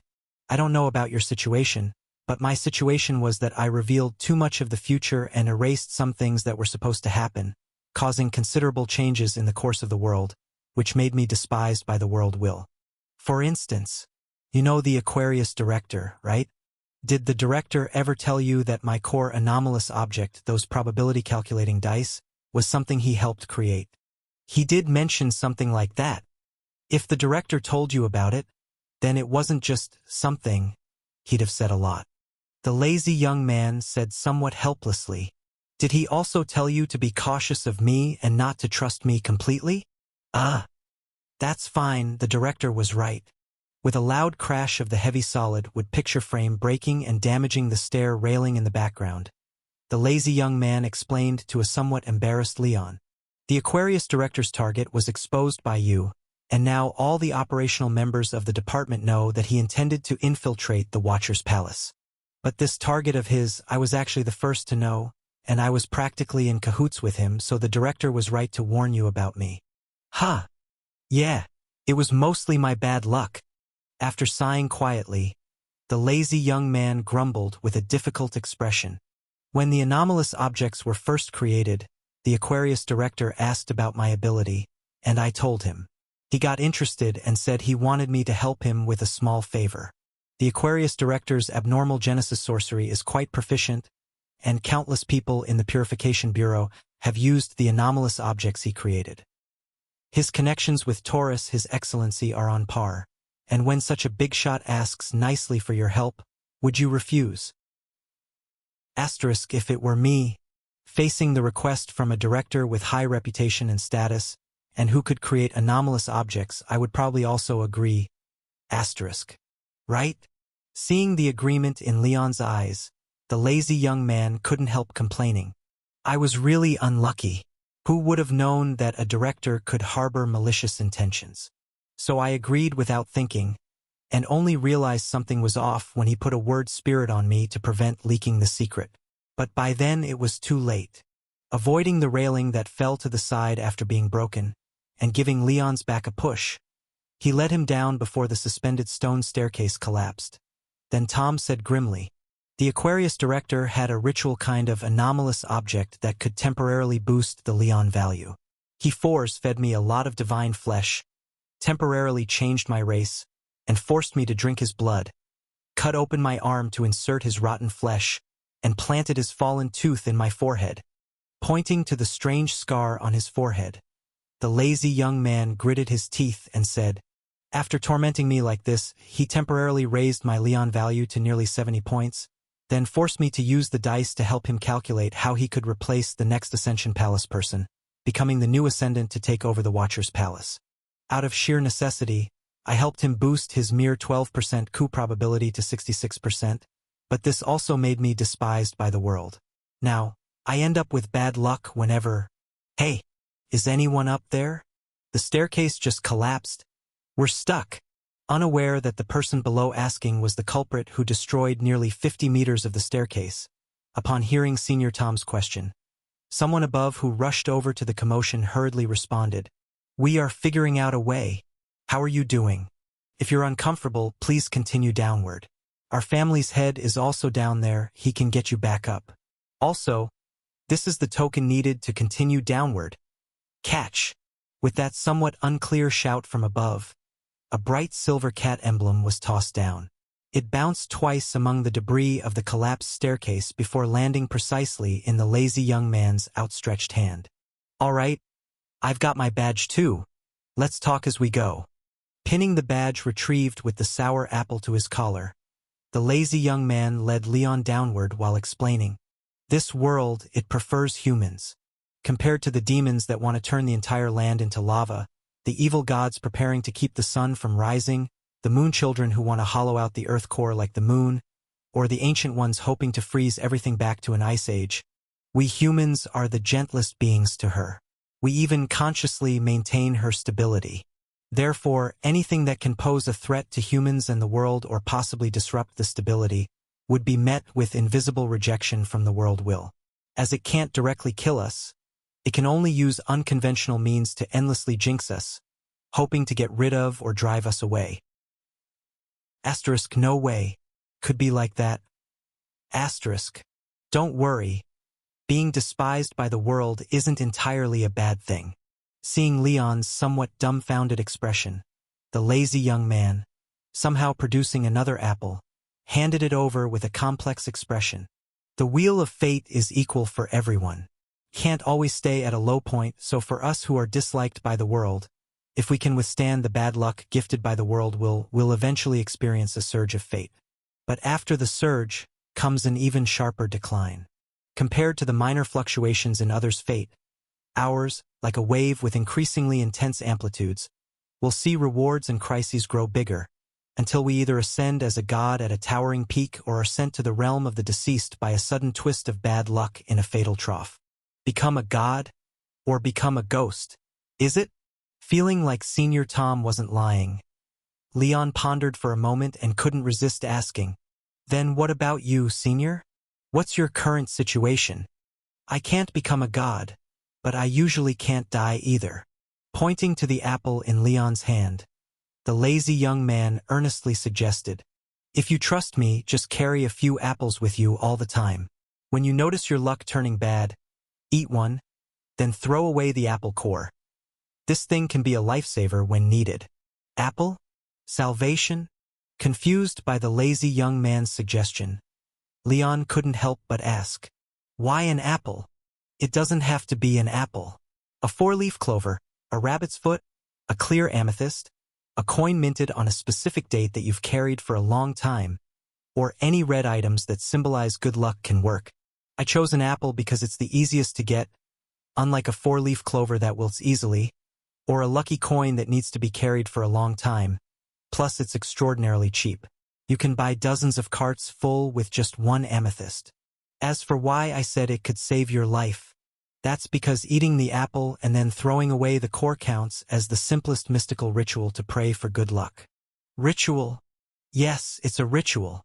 Raising his hand to point at Leon's forehead, the lazy young man explained slowly. For instance, my pointing at you is a simple ritual in the context of mysticism, meaning guidance, chosen, or locking in, and it could be amplified if it fits with your name. Eating an apple is similar. This sweet fruit, whose skin is mostly red, bears the 4 meanings of luck, safety, temptation, and enlightenment in mysticism, being a classic prop for rituals. By eating the flesh, you consume the temptation. By throwing away the apple, you lose safety. Not eating or planting the seeds means you forego enlightenment. When 3 of the apple's meanings are gone, what's left is the 4-fold pure luck. After spewing a bunch of mystical mumbo-jumbo, the lazy youth gestured a wave in the air, then continued explaining to the somewhat stunned Leon. I told you before, both of us are more unfortunate than the average person because the world's will dislikes us, but that doesn't mean we don't have luck. It's just that our luck is suppressed by the world's will. So, when we hurl a symbol of luck towards this world with pride, it's like linking with the entity suppressing our luck and completing a simple lucky ritual. In doing so, the vast amount of luck oppressed by it would blast out partially via the ritual's opening, bringing us sudden fortune, reducing the volatility of fate, and making our wavy line relatively more stable to avoid overly perilous troughs. Of course, once you've learned this ritual, it's best not to eat apples arbitrarily since this luck doesn't appear out of nowhere. We exchanged it for our accumulated misfortune, so the total amount is limited. Moreover, unlike me, you don't possess anomalous objects that can directly see fate, so randomly altering your fate too often is dangerous. It's best used only when needed to ensure you don't die from misfortune. So that's what it was about, understanding roughly why throwing an apple core could bring good luck. Leon nodded with sudden enlightenment but couldn't help glancing at the cat paw badge on his chest and asking confusedly again. But before, I only spat out a bite of flesh. Why did it also bring good luck and get me the badge to enter the Scales Gold Sect gathering? Because you took such a big bite that you even got the seeds out of the apple core. It can just barely count as having completed the ritual. Oh, I see. Leon nodded in understanding, then asked somewhat worriedly, Senior Tom, are there any other simple rituals like this that I need to be cautious of? For instance, eating an orange or some black fruit won't suddenly bring misfortune. Will it? No worries. These things only take full effect when the practitioner is aware of the ritual's effects and consciously carries it out. The lazy youth answered in a steady tone as he strode down the dim underground alley. You just managed to successfully activate the simple ritual, probably because you thought spitting out the apple like me would bring good luck, and subconsciously mimicked my stance, fulfilling the basic conditions for initiation. Otherwise, the ritual isn't so easy to succeed. Moreover, our ritual's effect is so powerful because we're already despised by the world's will, a qualification not everyone has. For those who don't know, it's impossible to activate the ritual by doing anything. Even if they somehow meet all the conditions and luckily activate a simple ritual, given the general person's soul strength and aptitude, they might only pick up a few copper wheels at most. Get ready. Past this door is the gathering place of the Scales Gold Sect. Put away all the anomalous objects on you first. After reminding Leon, the lazy youth stopped in his tracks, standing before a heavy door studded with 111 copper wheels. He then rummaged in his pocket, pulling out a heap of strange items. A small bottle of mercury, sulfur powder wrapped in moisture-proof paper, a packet of table salt with Charles Department Store, printed on the packaging, 2 sets of pure copper weights, a tin balance with an iron plate, a small silver mirror, 2 large gold teeth from God knows where, amber, matches, clipped nails, blood-stained scraps of paper, curved horns resembling cattle or sheep, an unknown creature's tail, all very bizarre. Watching as if Doraemon pulling out a pile of oddities from a tiny pocket and setting up a ritual altar outside the door. Even under the urgent circumstances, Leon couldn't help but ask, what are these things? This set of mercury constitutes the holy trinity of elements, representing the spirit and fire of the soul, the mutable water of adaptation, and the stable substance of reality, also signifying the body, the soul, and the bridge connecting them. Knowing Leon would ask, the lazy youth fiddling with the ritual site answered without lifting his head. The last two sets are 5 symbolic metals and 3 pairs of oppositional materials. Amber signifies solidification and eternity. Matches represent transience and extinction. Children's nails stand for growth. Old folks' wills imply termination. Horns and tails respectively hint at beginnings and ends. All right, I'm almost ready. Let's go. Pulling out an apple, he quickly gnawed it clean and tossed the core into the center of the ritual site. With large dark circles under his eyes, more like an internet-addicted youth than a witch, Tom directly pushed open the large door before him and entered the gathering hall of the Scales Gold sect first. So what did you actually prepare? Looking at the jumbled mess of a ritual site on the ground, which could only be described as resembling a garbage heap, Leon paused in confusion but cautiously navigated around the meaningless items, following into the Scales Gold sect gathering and then, ding-clang, asterisk as he stepped over the threshold. The sound of precious metal coins clinking together echoed. Leon's cat paw badge on his chest trembled slightly before unexpectedly tossing out a somewhat heavy cloth coin bag, dropping it at Leon's feet. Asterisk. What appeared before Leon wasn't a group of robed believers cupping their buttocks towards the central idol in a secretive scene, but instead, a bustling large plaza.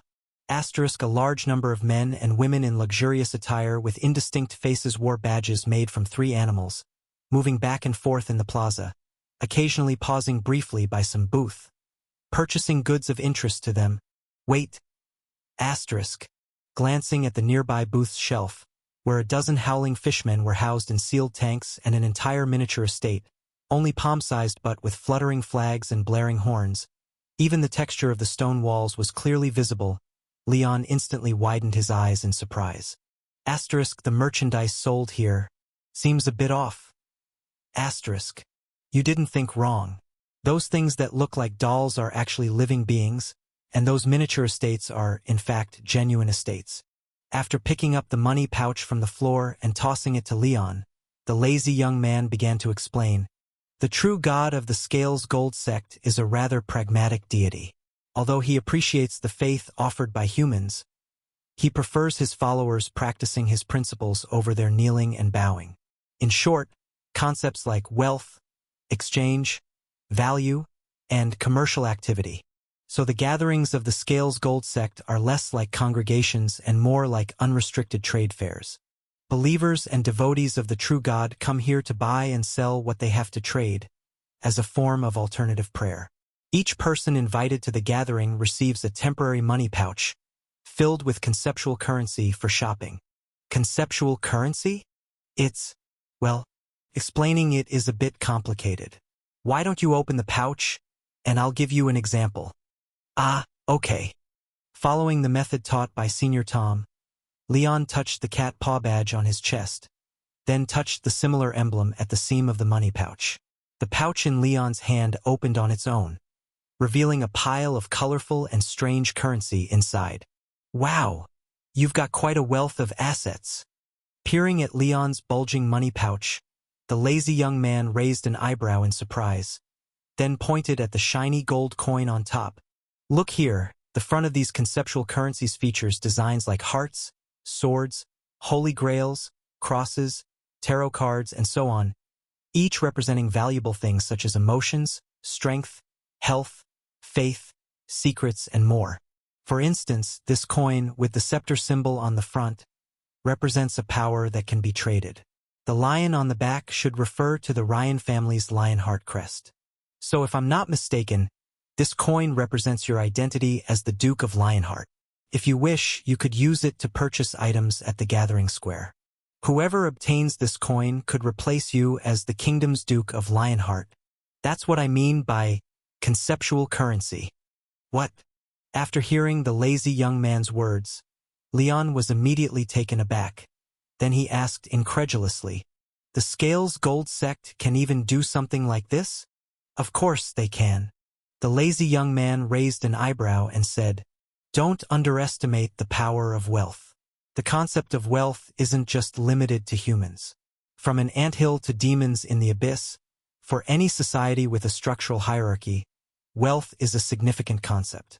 So, even though the true god of the Scales Gold sect isn't skilled in combat and can't win a solo fight against our director, his hierarchy is not low, and he's considered a very powerful true god. Doing something like this isn't difficult for him. But, wouldn't this be using abnormality to interfere with the kingdom? Doesn't the Purification Bureau care? Of course they care. Transactions at the level of a duke aren't allowed. But if it's a low-level identity trade with minimal impact and the royal family doesn't voice objections, most bureaus are reluctant to interfere in such matters. After glancing inside his own money pouch, the lazy young man continued pulling Leon toward the center of the square, explaining, "The Scales Gold sect is considered a relatively mild faction. Even when they cause trouble, they rarely go overboard, and their abilities are quite special. They allow cleaners to conveniently acquire useful items or repair lost lifespans and limbs from missions.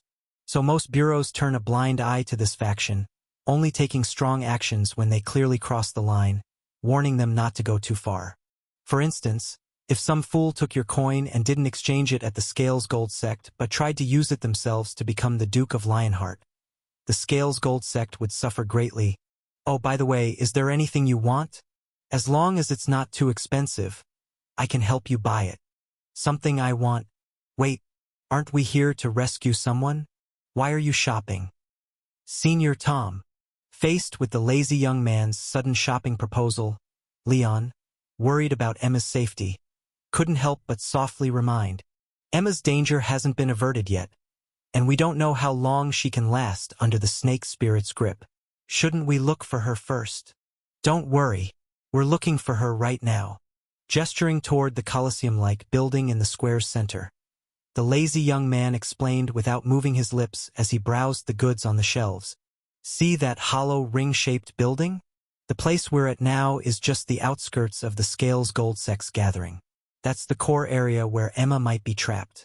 The badges we got are just the basic believer badges. We need to complete enough purchases on the outskirts to upgrade these badges before we gain the privilege to enter the core area. So buying things is tantamount to searching for her."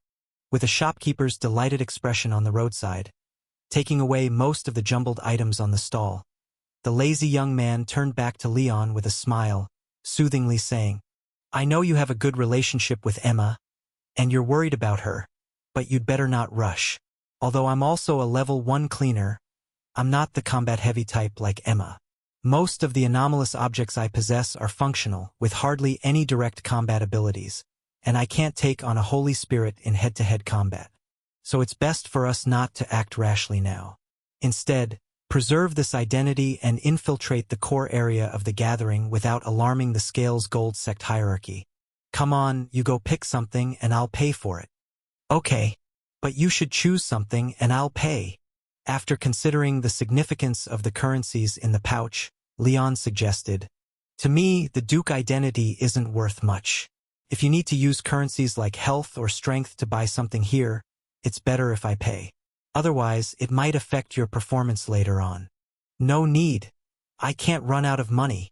Surprised, the lazy young man glanced at Leon before shaking his head to refuse the offer. Then he opened his own money pouch to show Leon. "Damn, that's a lot. I was prepared before we came in." Under Leon's astonished gaze, the lazy young man with a mountain of colorful coins in his pouch confidently said, "Remember the ritual I performed before entering? Using a copper weight, a small silver mirror, and 2 gold teeth as the main materials? That's a wealth ritual called Balance Rite. From the moment the ritual fully took effect, the next person to give me money would have their wealth equally divided with mine, and coincidentally, the next one to give me money was the badge made by that Scales Gold sect cat spirit. So, during these 3 hours of the Balance Rite, I can tap into the wealth of the Scales Gold sect cat spirit at will. If we weren't worried about taking too much and getting noticed, we could even buy everything here. Welcome. Welcome, both of you." Seeing the flowing gloss on the badges of Leon and his companion and recognizing the unique golden cat paw of major clients, The priests guarding the outside of the core area of the gathering place smiled like blooming trumpet flowers. After actively opening the door for them and making way to the core area, the female priest guarding the door bent slightly, smiling as she asked Leon, "The grain spirits who walk under the whom would you like to pay your respects to? Grain spirits? Croakers? Sentinels?" Momentarily stunned by the female priest's question, Leon, who had no idea what she was talking about, didn't immediately inquire. Instead, adhering to the principle that not engaging would prevent exposure, he returned a gentle smile. Senior Tom next to him timely took over the conversation, smiling as he replied, "We are all beings grown on harvested rice, brothers and sisters nurtured by sunlight and fields. So naturally there's only one choice. Please, guide us. You're too kind. As brothers and sisters of black scales with white spots, it's what I ought to do." After exchanging code words with Tom, the female priest, whose neck bore patterns akin to snake scales, asked no more. She turned and stepped into the door, leading Leon and Tom into a sticky, cold, and slippery passageway. The question she asked just now was about which of the 3 holy spirits of the Scales Gold sect were followers of. With his hand resting on Leon's shoulder, the lazy young man explained without moving his lips. Before being taken in and transformed by the true god of the Scales Gold sect, the 3 holy spirits of the Scales Gold sect were envoys of the god of agriculture and pastoralism. Originally, the snake spirit was born from a farmer's prayer, hoping the snake could prey on the rats and sparrows in the fields without harming their own crops, thus walking under the shade of rice spikes. The grain spirit, the croaker in the shadow of the bright moon, refers to a toad that gazes at the moon's reflection in water and croaks loudly, which is the one you used to make the Holy Spirit pendant after you killed it, symbolizing the wish to eradicate pests and let the rice yield a stable harvest. As for the sentinels that tread through the night, it naturally refers to the cats that roam at night, guarding the granaries. They symbolize protecting grain from being stolen or wasted, perfectly matching the behavior of cats catching rats in the granary. So that's how it is. After roughly understanding the code words just now, Leon asked with some confusion, "According to this origin, the 3 holy spirits of the Scales Gold sect should be benevolent spirits carrying beautiful expectations. But I saw that toad before, and it didn't seem like that at all. It actually seemed like quite a ferocious, evil spirit. What happened in between?" "Indeed, quite a lot happened." Tom nodded and said, "Since the Kralik Kingdom started selling steam farm machinery, many people, originally bound to farms and land working for food, lost their identity as farmers. The power of the god of agriculture and pastoralism weakened significantly, and rice, in a sense, symbolizes wealth. So, the snake protecting rice production is like safeguarding wealth. The toad aiding in harvest success is akin to nurturing wealth, and the cat guarding granaries equates to guarding wealth. Hence, the 3 envoys of the god of agriculture and pastoralism have a great affinity with the wealth authority of the true god of the Scales Gold sect. He took the opportunity of the god of agriculture and pastoralism being weak to bring them over and transform them into his holy spirits. As to why 3 benevolent spirits born from good wishes turned into such vicious and extreme forms now, perhaps because wealth drives people mad. Through the narrative of Tom Raines, the Level 1 cleaner from the Purification Bureau's Virgin Branch, you gained a significant amount of intelligence about the wealth-exchanging golden toad, the life-exchanging black snake, and the luck-exchanging flower cat, activating the abnormal badge, materialist soul, crimson. Since you understood the efficacy rules of the abilities of the wealth-exchanging golden toad, life-exchanging black snake, and luck-exchanging flower cat, your resistance to these anomalous objects has substantially increased, and you are now able to block deeper effects. Both of you, we've arrived. As the system's mechanized prompt ended, the dark passage also reached its end. Opening the small door at the passage's end, making a gesture of invitation, the female priest leading the way smiled and said, "Once you both pass through here, you'll enter the secret shrine of the Snake Spirit Master, where other brothers and sisters waiting to pay respects are already gathered. However, your timing is unfortunate. as the Snake Spirit Master is currently away, delayed by some matters. But according to the oracle left by the Master, he will be back to receive everyone's respect in at most half a day after dealing with these matters. Half a day more? Hearing the female priest's words, Leon couldn't help but slightly turn his head and exchanged a glance with the equally looking over lazy young man. If he understood correctly, the some matters referred to were about the trapped Senior Emma, and the half-day time limit most likely indicated the remaining time before all her undying body's chances were completely bought out. And this was a conservative estimate. In reality, it might be even shorter. Must speed up.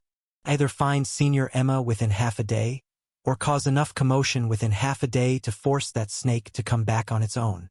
Reaching mutual agreement through their eyes, Leon and his companion politely bid farewell to the guiding female priest. They then both crouched down and squeezed through the tight, narrow door at the end of the passage. Hiss! Looking at his slender, crimson body and then at the tall golden plants around him like towering trees, Leon couldn't help but widen his eyes, or rather his vertical pupils tinged with a touch of coolness. Hiss! As a hiss resembling a snake's tongue flickering sounded, a spotted snake with white base covered in red and blue spots approached. It coiled its tail gently around the little red snake, and the familiar voice of the lazy young man echoed in Leon's mind. Asterisk, no need to panic. We haven't actually turned into snakes.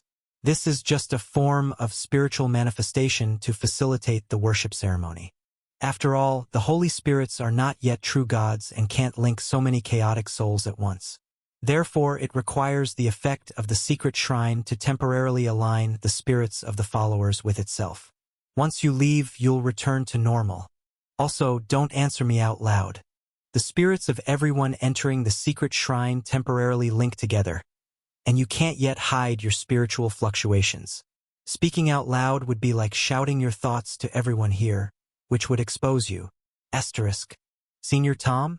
Looking at the spotted snake with a color pattern uncannily like a dice with white base and red and blue spots, the calmed-down Leon nodded, indicating he more or less understood the current situation, and then exerted control over his tail, forming an imperfect question mark. Asterisk. Are you asking what we should do next? Asterisk. Leon nodded. Asterisk. Next, we need to go to where there are more snakes and find the bishop of the snake spirit lineage. Only those chosen who have received blessings can actively connect with the Holy Spirits in the secret shrine. Asterisk. Peeking out from the shade formed by the ears of grain and surveying the situation in the field, the lazy young man transformed into a spotted snake said, "You can help me look too. The bishops of the snake spirit lineage have received blessings, so there should be a black-bottomed, white-patterned scale on their tail. Once we find that reverse-growing black and white scale, we've found our..." Watching the little red snake stretch out its tail in front of him, with a reverse-growing black and white scale, the spotted snake's head tilted slightly and flicked its tongue in bewilderment. Asterisk. Not. Whose side are you on? Asterisk. Asterisk. Hiss. Asterisk. Stern hiss hiss, Stern. Asterisk. Hiss hiss hiss. Asterisk. As the sun slowly set on the horizon, the soft and dense hissing of snakes began to rustle across the endless rice fields, moving in unison toward a certain direction. By the time the sun had completely disappeared beyond the horizon, and the cold moonlight spilled over the land, a small altar in the middle of the rice field had become a paradise for snakes. Snakes of various thicknesses and colors coiled around the thin pillars surrounding the altar, staring eagerly at the black statue at the center. Asterisk. That purple-black poison sphere python must be the bishop presiding over this ceremony. Asterisk. Raising his snake tail and pointing at the poison sphere python, the only one that could wind around the serpentine sculpture, a speckled snake with 6 small blue dots on its forehead and a large red dot beneath its jaw turned to the small, red snake beside him and said, Asterisk. Is this divine selection of yours real? Are you sure that as soon as the position of the snake's bishop becomes vacant, you can unconditionally take over? Asterisk. Hearing Senior Tom's inquiry, Leon glanced at the slot where the weighing gold divine selection, devouring wealth, gleamed brightly, then nodded firmly. Asterisk. All right then. Asterisk. Casting him a skeptical glance, the speckled snake spoke. Asterisk, if you're really confident, then it makes our actions much easier. In a bit, I'll do some tricks and try to get rid of that bishop. During the chaos, you go straight up and coil around the snake spirit statue, and you will be able to send a signal of danger to draw it back. Asterisk. As for the position, the best spot is at the tail end, or the further away from the snake's head, the better. Just touch it briefly and then let go. After all, he nodded. Asterisk, all right. Inch forward and be ready. Asterisk. After giving these instructions, the speckled snake that Senior Tom had become wriggled backward, silently slipping through the gaps between the rice ears, while Leon followed his directions, squeezing into the densely packed group of snakes, inching towards the sculpture at the center of the altar. Asterisk, hiss, asterisk. Accompanied by a somewhat aged hissing sound, the purple-black poison sphere python coiled around the snake spirit statue slightly raised its triangular head. Looking down at the venomous snakes below the altar, it spoke in an eerie human voice. Shed the scales of old life, ring the endless tale, hunt the beast coveting wealth, lure the forbidden fruit. Brothers and sisters who come to worship Lord Snake Spirit, I am a servant of Lord Snake Spirit and also a messenger carrying out the Lord's decree, shepherding lambs on earth. You can call me Bellows. After introducing its identity, the purple-black poison sphere python flicked its tongue and, with a hoarse and slow old man's voice, leisurely addressed the snakes below the altar. When the guide brought you here, they must have already revealed to you that this time, Lord Snake Spirit will descend in flesh. So this time, not only can you connect spiritually with Lord Snake Spirit, but you also have the chance to witness the holy body of Lord Snake Spirit with your own eyes, to personally touch the magnificent scales of Lord Snake Spirit. You are the luckiest batch of believers. Asterisk hiss. Asterisk hiss hiss hiss. Asterisk. After hearing the words of the poison sphere python, the snakes coiling around below the altar immediately began to hiss chaotically, one by one raising their heads, eyes full of excitement, looking up at the stage, eager to witness the descent of the Holy Spirit as described. Some were so excited that they left the thin pillars and surged directly towards the altar. Quiet! Raising its head slightly, and hissing toward the crowd below to intimidate the overly excited believers, the purple-black python coiled on the black snake statue opened its giant mouth, 2 rows of fine and sharp teeth snapping out from its mouth, revealing a strange expression as if smiling. Do not be impatient.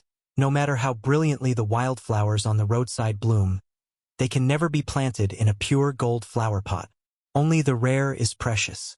This supreme gift of gazing upon the Holy Spirit, if bestowed indiscriminately upon everyone, would neither showcase the benevolence of our Lord Snake Spirit nor align with the creed of our Master. So come, show your devotion to our Master.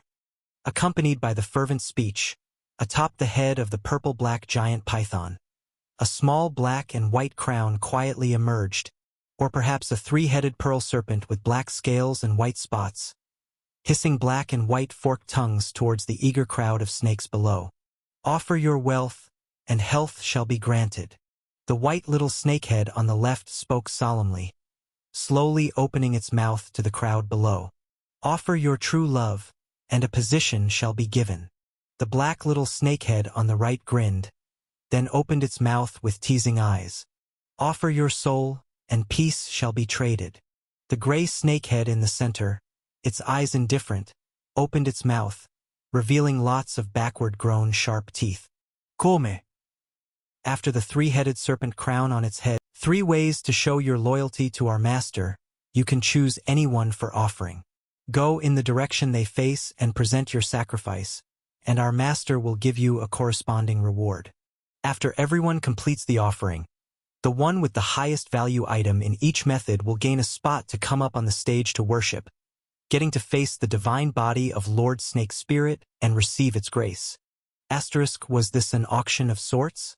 Would the top 3 bidders in this strange trade get the honor to pay tribute to the Snake Spirit? Asterisk. Watching as the serpents around him surged forward enthusiastically, each clutching a coin in their mouths and respectfully flinging them onto the altar, Leon reluctantly mimicked their actions, aligning himself in front of the white wealth serpent's head to avoid standing out too much. Ding!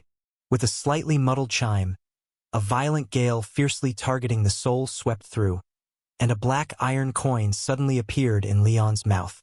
The meaning it represented also surfaced in Leon's mind. Gold wheels, 5 silver wheels, 7 copper wheels. Asterisk, this was all he had left after paying the rent for Happiness Apartment, covering William and Melanie's tuition fees, buying supplements for Anna's health, and stocking up on supplies in the mirror world. This was the only offering he could afford to present to the wealth serpent. Asterisk. He glanced at the other serpents who had chosen the wealth serpent, noticing the shimmering gold and silver coins they threw out. Looking back at the dull iron coin in his mouth, Leon silently swallowed it back, searching again for other coins to offer. Maybe I should choose something else. Asterisk, it's not that I'm stingy.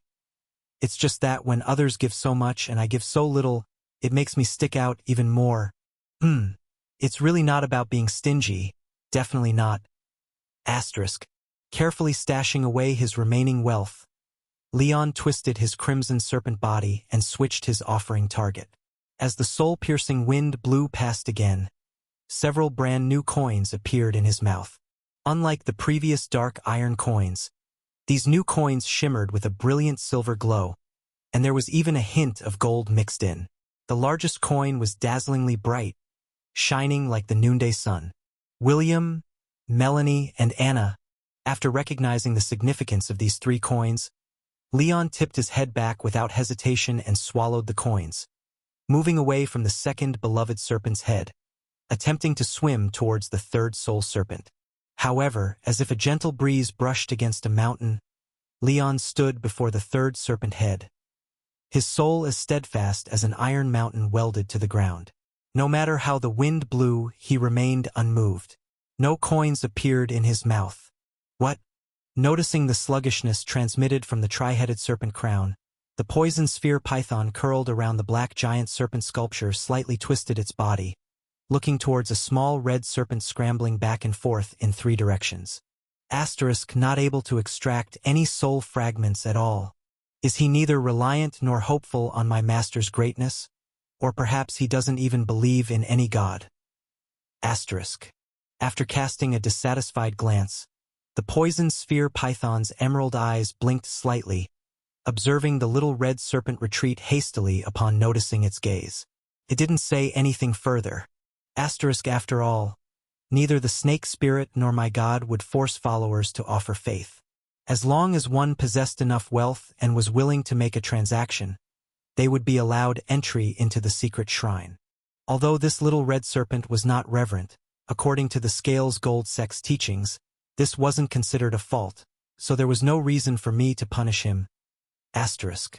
Yet, even the staunchest unbelievers, upon witnessing the mighty power of the true God after entering the assembly I preside over, would feel some degree of reverence despite still refusing to offer faith. Asterisk. This little red serpent's soul, however, seemed devoid of any reverence whatsoever. The tri-headed serpent crown circled his soul several times, but couldn't even gather a single cheap tin foil fragment. Such an ignorant and shallow soul was somewhat irritating. Asterisk. Had he been noticed? Feeling the gaze of the bishop serpent on the altar, Leon's heart tightened slightly, and he instinctively retreated into the throng of serpents. Asterisk. Senior Tom said to take down that bishop and then disappeared without a trace. To avoid ruining the plan, it was best for him to remain concealed and not attract any attention. Asterisk. Asterisk. The 3 heads of the bishop serpent seemed to demand wealth, devotion, or life.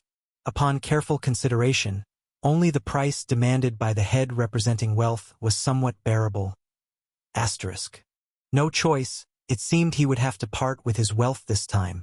So decided Leon, disregarding the pain of losing his money, quickly changed position and swam toward the white wealth serpent's head. Yet, during the time he took to switch between the 3 serpent heads and make his way back to the first, the majority of the follower serpents had already completed their offerings.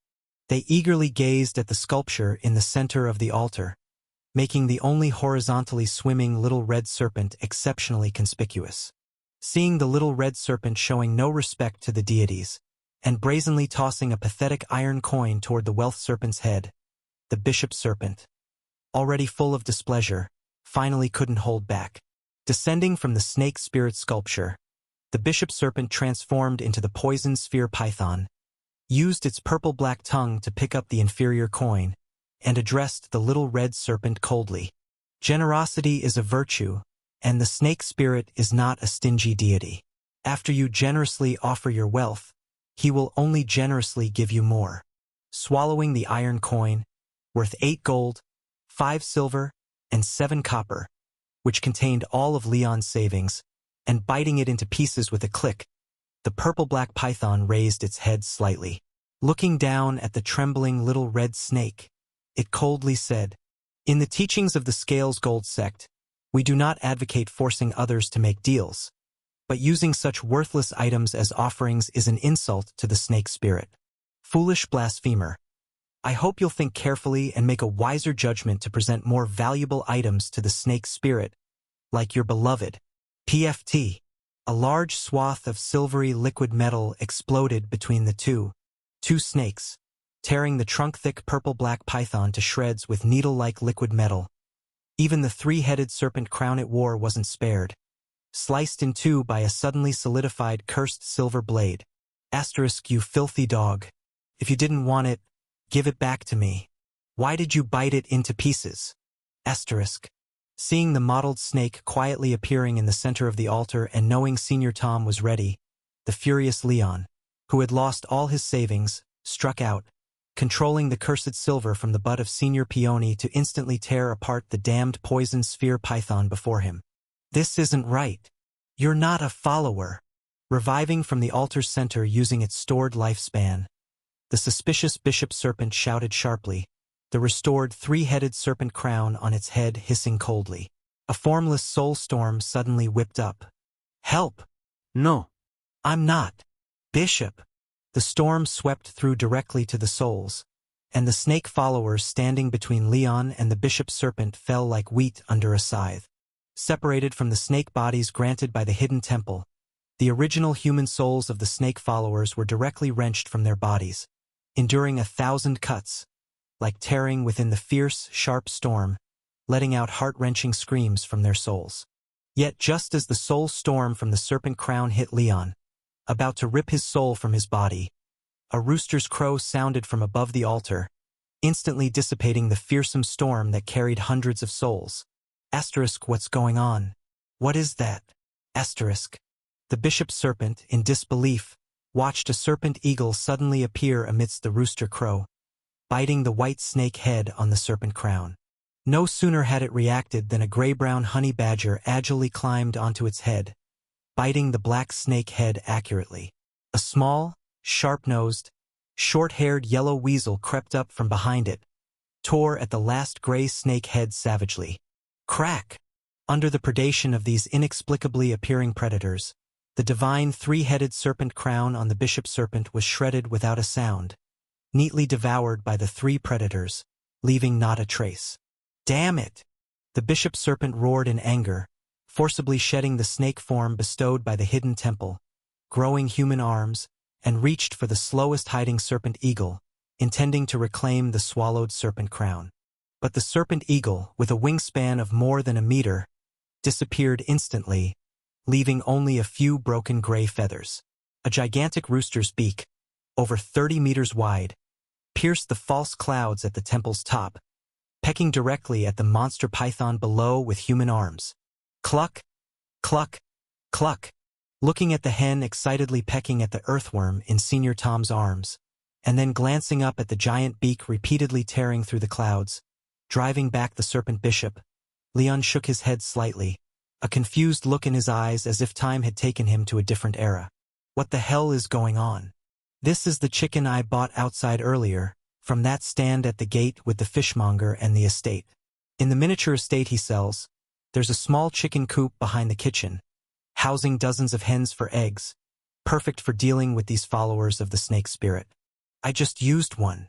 Glancing at Leon, whose soul and body seemed a bit separated and still hadn't completely escaped from the snake spirit's secret shrine, the lazy young man explained.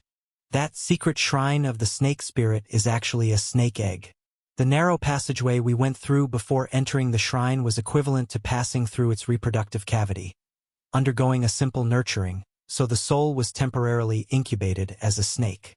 As for the effect of that snake egg shrine, it roughly magnifies our souls but shrinks our bodies to an extreme, swapping the positions of soul and body, turning us from people with snake souls into snakes with human souls. Didn't understand? Seeing the still somewhat dazed look on Leon's face, Senior Tom thought for a moment and then made an analogy. It's like the difference between babies and adults. Adults perceive the world primarily through the eyes on their bodies, then through thought and cognition with the body first, then the soul. Unborn babies have not been born yet, so their bodies still do not truly exist. Thus, it's the soul first, then the body. So, entering the snake egg shrine makes us like unborn young snakes, from the body first to the soul first to the body, swapping the priorities between body and soul, approximately becoming a snake with a human soul. Pausing slightly at this point, the lazy young man took out half a bag of leftover salt, waved it in front of Leon's eyes, and reminded him, "Remember? Before entering, I prepared 3 groups of secret rituals in advance. The second group, composed of 5 metals, was to steal money from the cat spirit, while the first group, made of mercury, sulfur, and salt, was to control the soul and body. The materials represent the soul, body, and the bridge between them, respectively, which can counteract the effects of the snake egg shrine. As long as I lock the ratio of the 3 in advance, I won't be affected by the shrine's effects." In Leon's silence, Senior Tom continued to explain, "This way, while I can't directly interfere with the ritual situation, my body won't be infinitely shrunk, but your bodies were oppressed by the shrine, so sending a chicken in is enough to take down the bishop.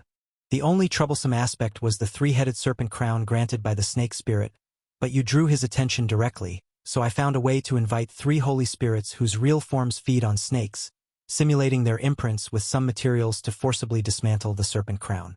Without that life-saving crown, the bishop, whose body was suppressed to the extreme by the shrine and soul strength was also oppressed by me, couldn't even defeat a chicken. Did you get that?"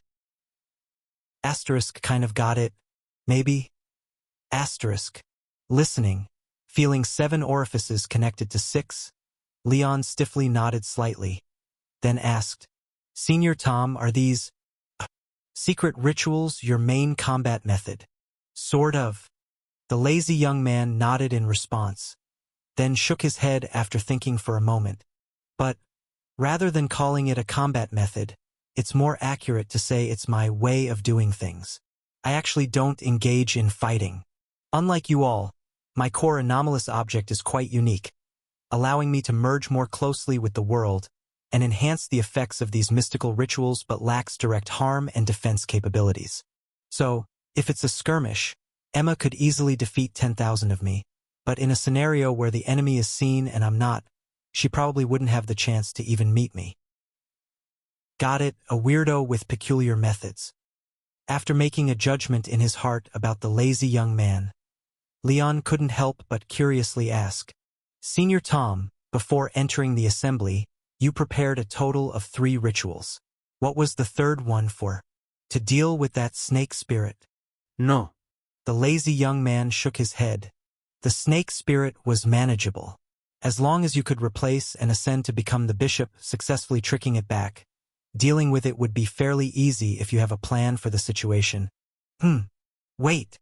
Looking at the poison sphere python being trampled underfoot by the hen, then pecked on the head, Senior Tom hastily urged, "He's almost done for. Go around from the direction of the chicken's backside. Get ready to cling to the snake spirit statue, and replace him as the bishop presiding over the secret ritual. I'll help you disguise a bit. Hurry, hurry. Time's running out." "Okay." Taking a glance in the direction of the chicken versus snake battle, noticing it was indeed nearing its end, Leon disregarded his curiosity and quickly followed Senior Tom's instructions, circumventing from the chicken's backside, climbing up the 100-meter-high black and white altar, and coiling onto the snake spirit sculpture's tail. Sizzle! accompanied by a sizzling sound, like frying pancakes on an iron plate. Leon, turned into a small red snake, couldn't help but reveal a look of pain on his face. There seemed to be some kind of restriction on this altar. For someone like him, not yet a bishop, each step forward felt like rolling over a mountain of knives, the pain reaching from the body deep into the soul. In the moment of contact with the snake spirit sculpture, there was a confusing feeling as if the soul was about to leave the body. However, before long, the situation changed.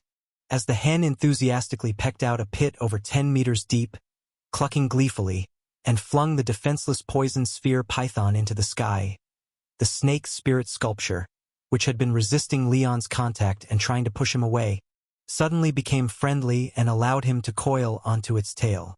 With the coiling action completed thoroughly, as if just having completed some mysterious ritual, Leon's consciousness blurred slightly, connecting to an immensely vast soul.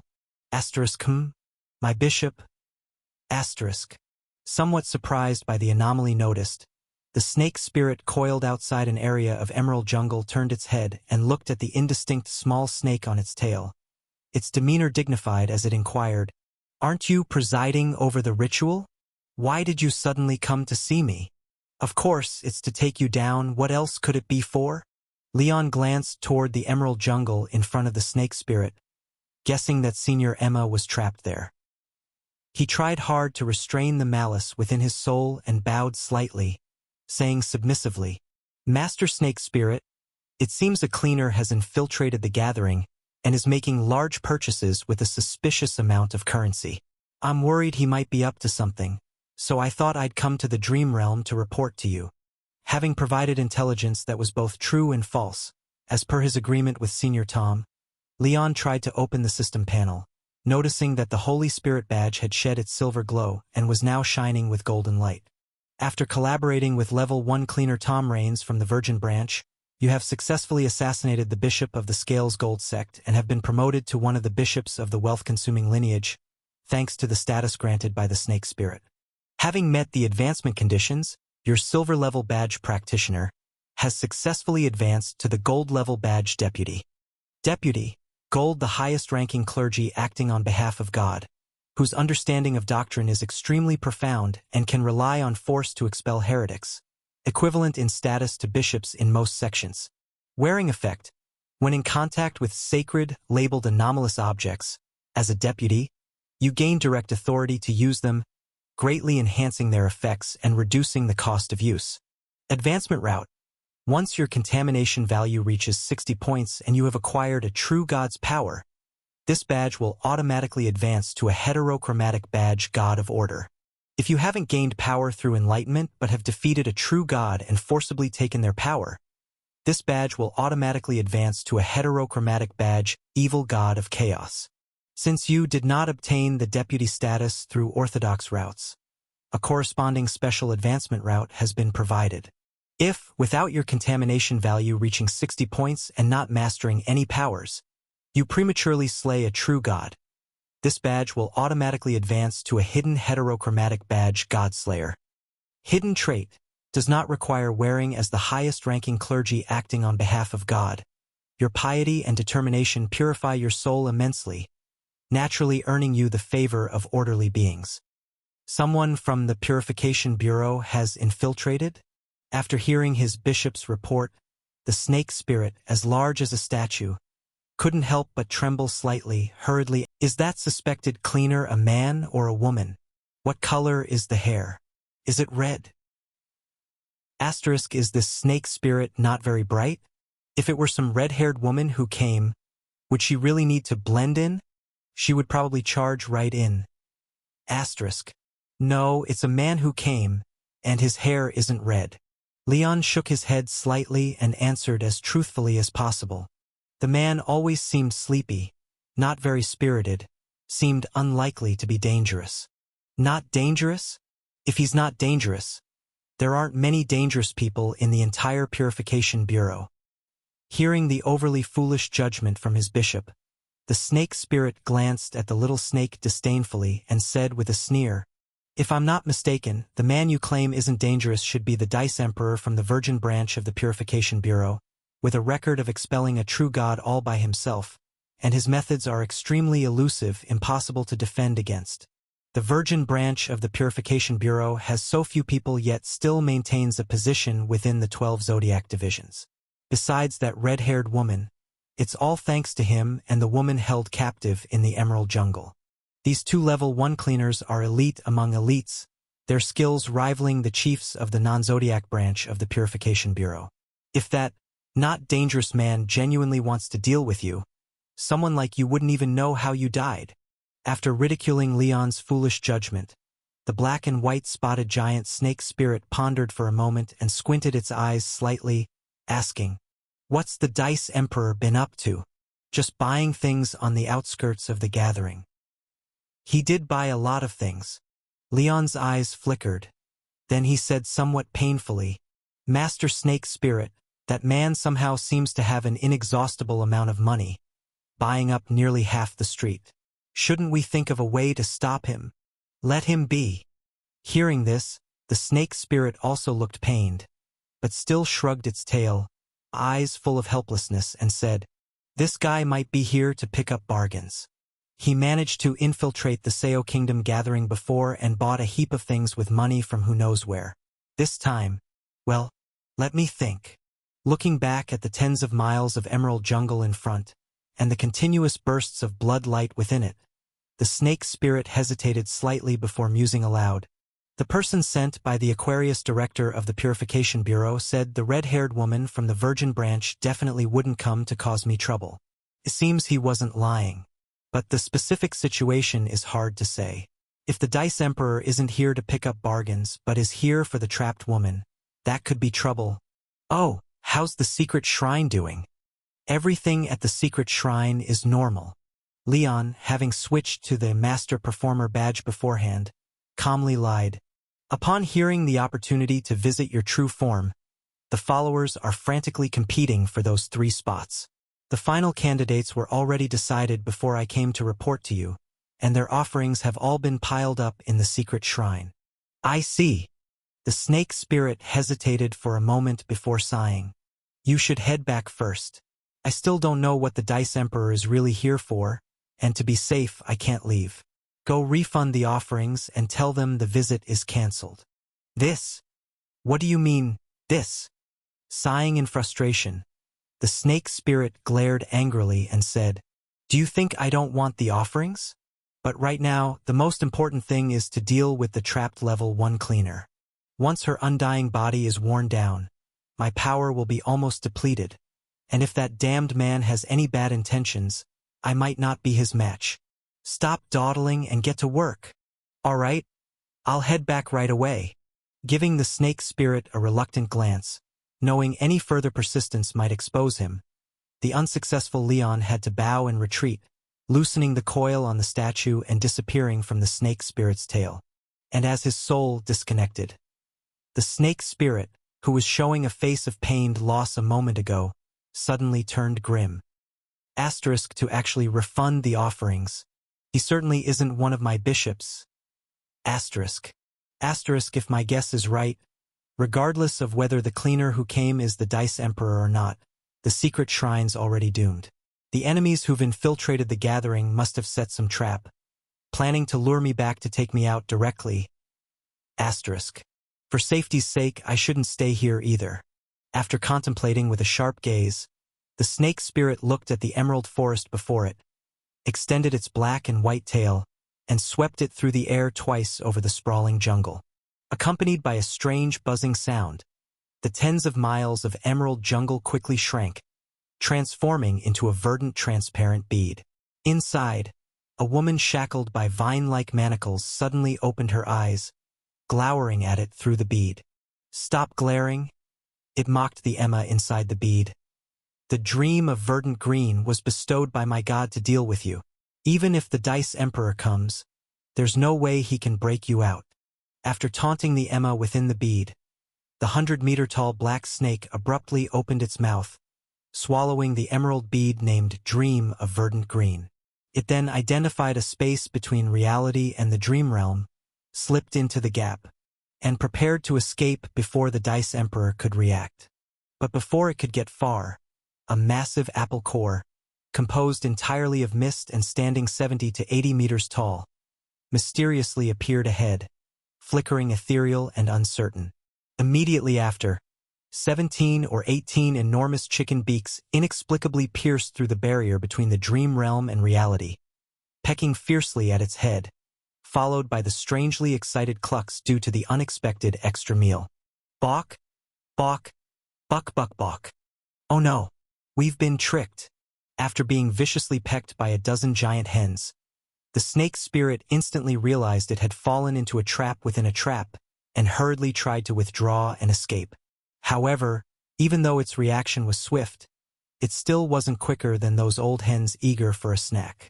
Seeing the delicious black and white earthworm trying to wriggle back, 3 or 4 gigantic chicken feet simultaneously pierced through the barrier between the dream realm and reality, thudding down and forcibly pinned half of the snake spirit's body into the ground. Immediately after, more than a dozen hens clucked and crowded up, attacking the terrified snake spirit in a storm of furious pecks. Wait! Cluck cluck! Damn beast! Get lost! Cluck cluck! Wait! Let's talk. I can give you, cluck cluck cluck cluck. Spare. Spare me. Have mercy. Was it over just like that? Watching the snake spirit, pecked bloody by a dozen hens, desperately plead for mercy without a shred of dignity, Leon couldn't help but smack his lips, feeling a bellyful of complaints and having no idea where to start venting. He, who was in the dream realm just moments ago, had seen the true form of the snake spirit. That massive snake, nearly 100 meters tall even when slightly coiled, resembling a small mountain range, had been caught in the ritual set by Senior Tom, ending up pecked all over by a flock of nesting hens, and was visibly on the brink of collapse. The degree of weakening was truly, utterly unreasonable, perhaps even a bit cheating. You better not think about negotiating with it. Noticing Leon's complex expression and somewhat misunderstanding his thoughts, the lazy young man promptly reminded him, "The reason I can subdue it now is half because we planned it with smarts and half because it acted foolishly, not even checking once before trying to escape through the rift between the dream realm and reality. And the vibrant dream realm, although 1,000 times easier to escape than reality, is also 1,000 times more fragile compared to the heavy, monotonous reality. As long as we could catch it at the moment it squeezed into the rift and forcibly drag it into the ritual ground suppressing the Holy Spirit, it was like using the real existing power to crush the false and elusive dream. At that point, it was just an earthworm that could be pecked to death by chickens. But if we were to let it out and allow it to cross that threshold, then it would still be that giant snake you saw, capable of smashing a small hill with mere physical strength. We would be the ones needing to run." I know." Coming back to his senses, Leon nodded, indicating he wasn't foolish enough to heed the enemy's pleas, and then seriously responded. "Senior Emma said that only after the enemy has completely lost the ability to resist is it time to negotiate. I wasn't trying to negotiate with it, it just felt a bit too fast." "Are you saying I prepared too fast? Or it lost too quickly?" "A bit of both." Looking at the chaotic chicken coop in front of him, Leon couldn't help but scratch the back of his head, bewildered. "I originally thought that even if you, Senior, could solve the snake spirit, it would be evenly matched, at least going back and forth for a few rounds first. But you, Senior, merely broke a piece off its statue, then crushed the snake eggs that built the secret shrine and casually created a chicken coop with these materials. Yet you subdued it so quickly. It's just a bit too fast." "Heh, you want to say it wasn't just fast, but also hasty, right?" "It is a bit. Although it was hasty, I have to say the result is impressive. A Holy Spirit almost at the hierarchy of a true God couldn't even fight back in front of you, Senior. That's truly remarkable. Asterisk, this guy's got a keen eye.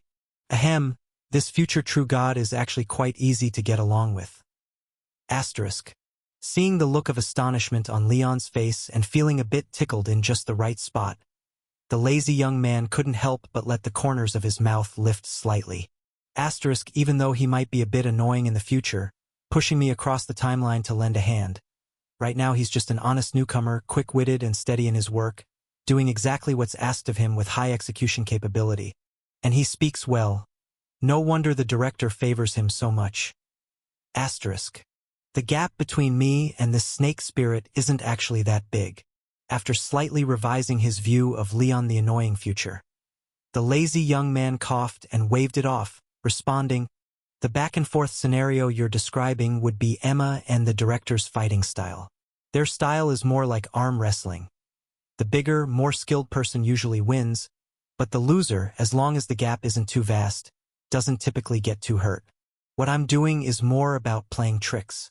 Although it doesn't guarantee hitting the right weak spot and requires presetting the trap, once it succeeds, the person tricked directly falls into the trap, losing all ability to resist, which makes the gap appear larger than it is. But if someone else did it, it would be the same. You're being modest, senior. Watching the snake spirit in the chicken coop, clearly with more out than in and already pecked to its last breath by the hens. Leon shook his head, sincerely remarking, "Playing tricks might not be that hard, but to know where to lay the tricks and what kind of trick can bring down a holy spirit, that's not something everyone can do. Only you can, senior."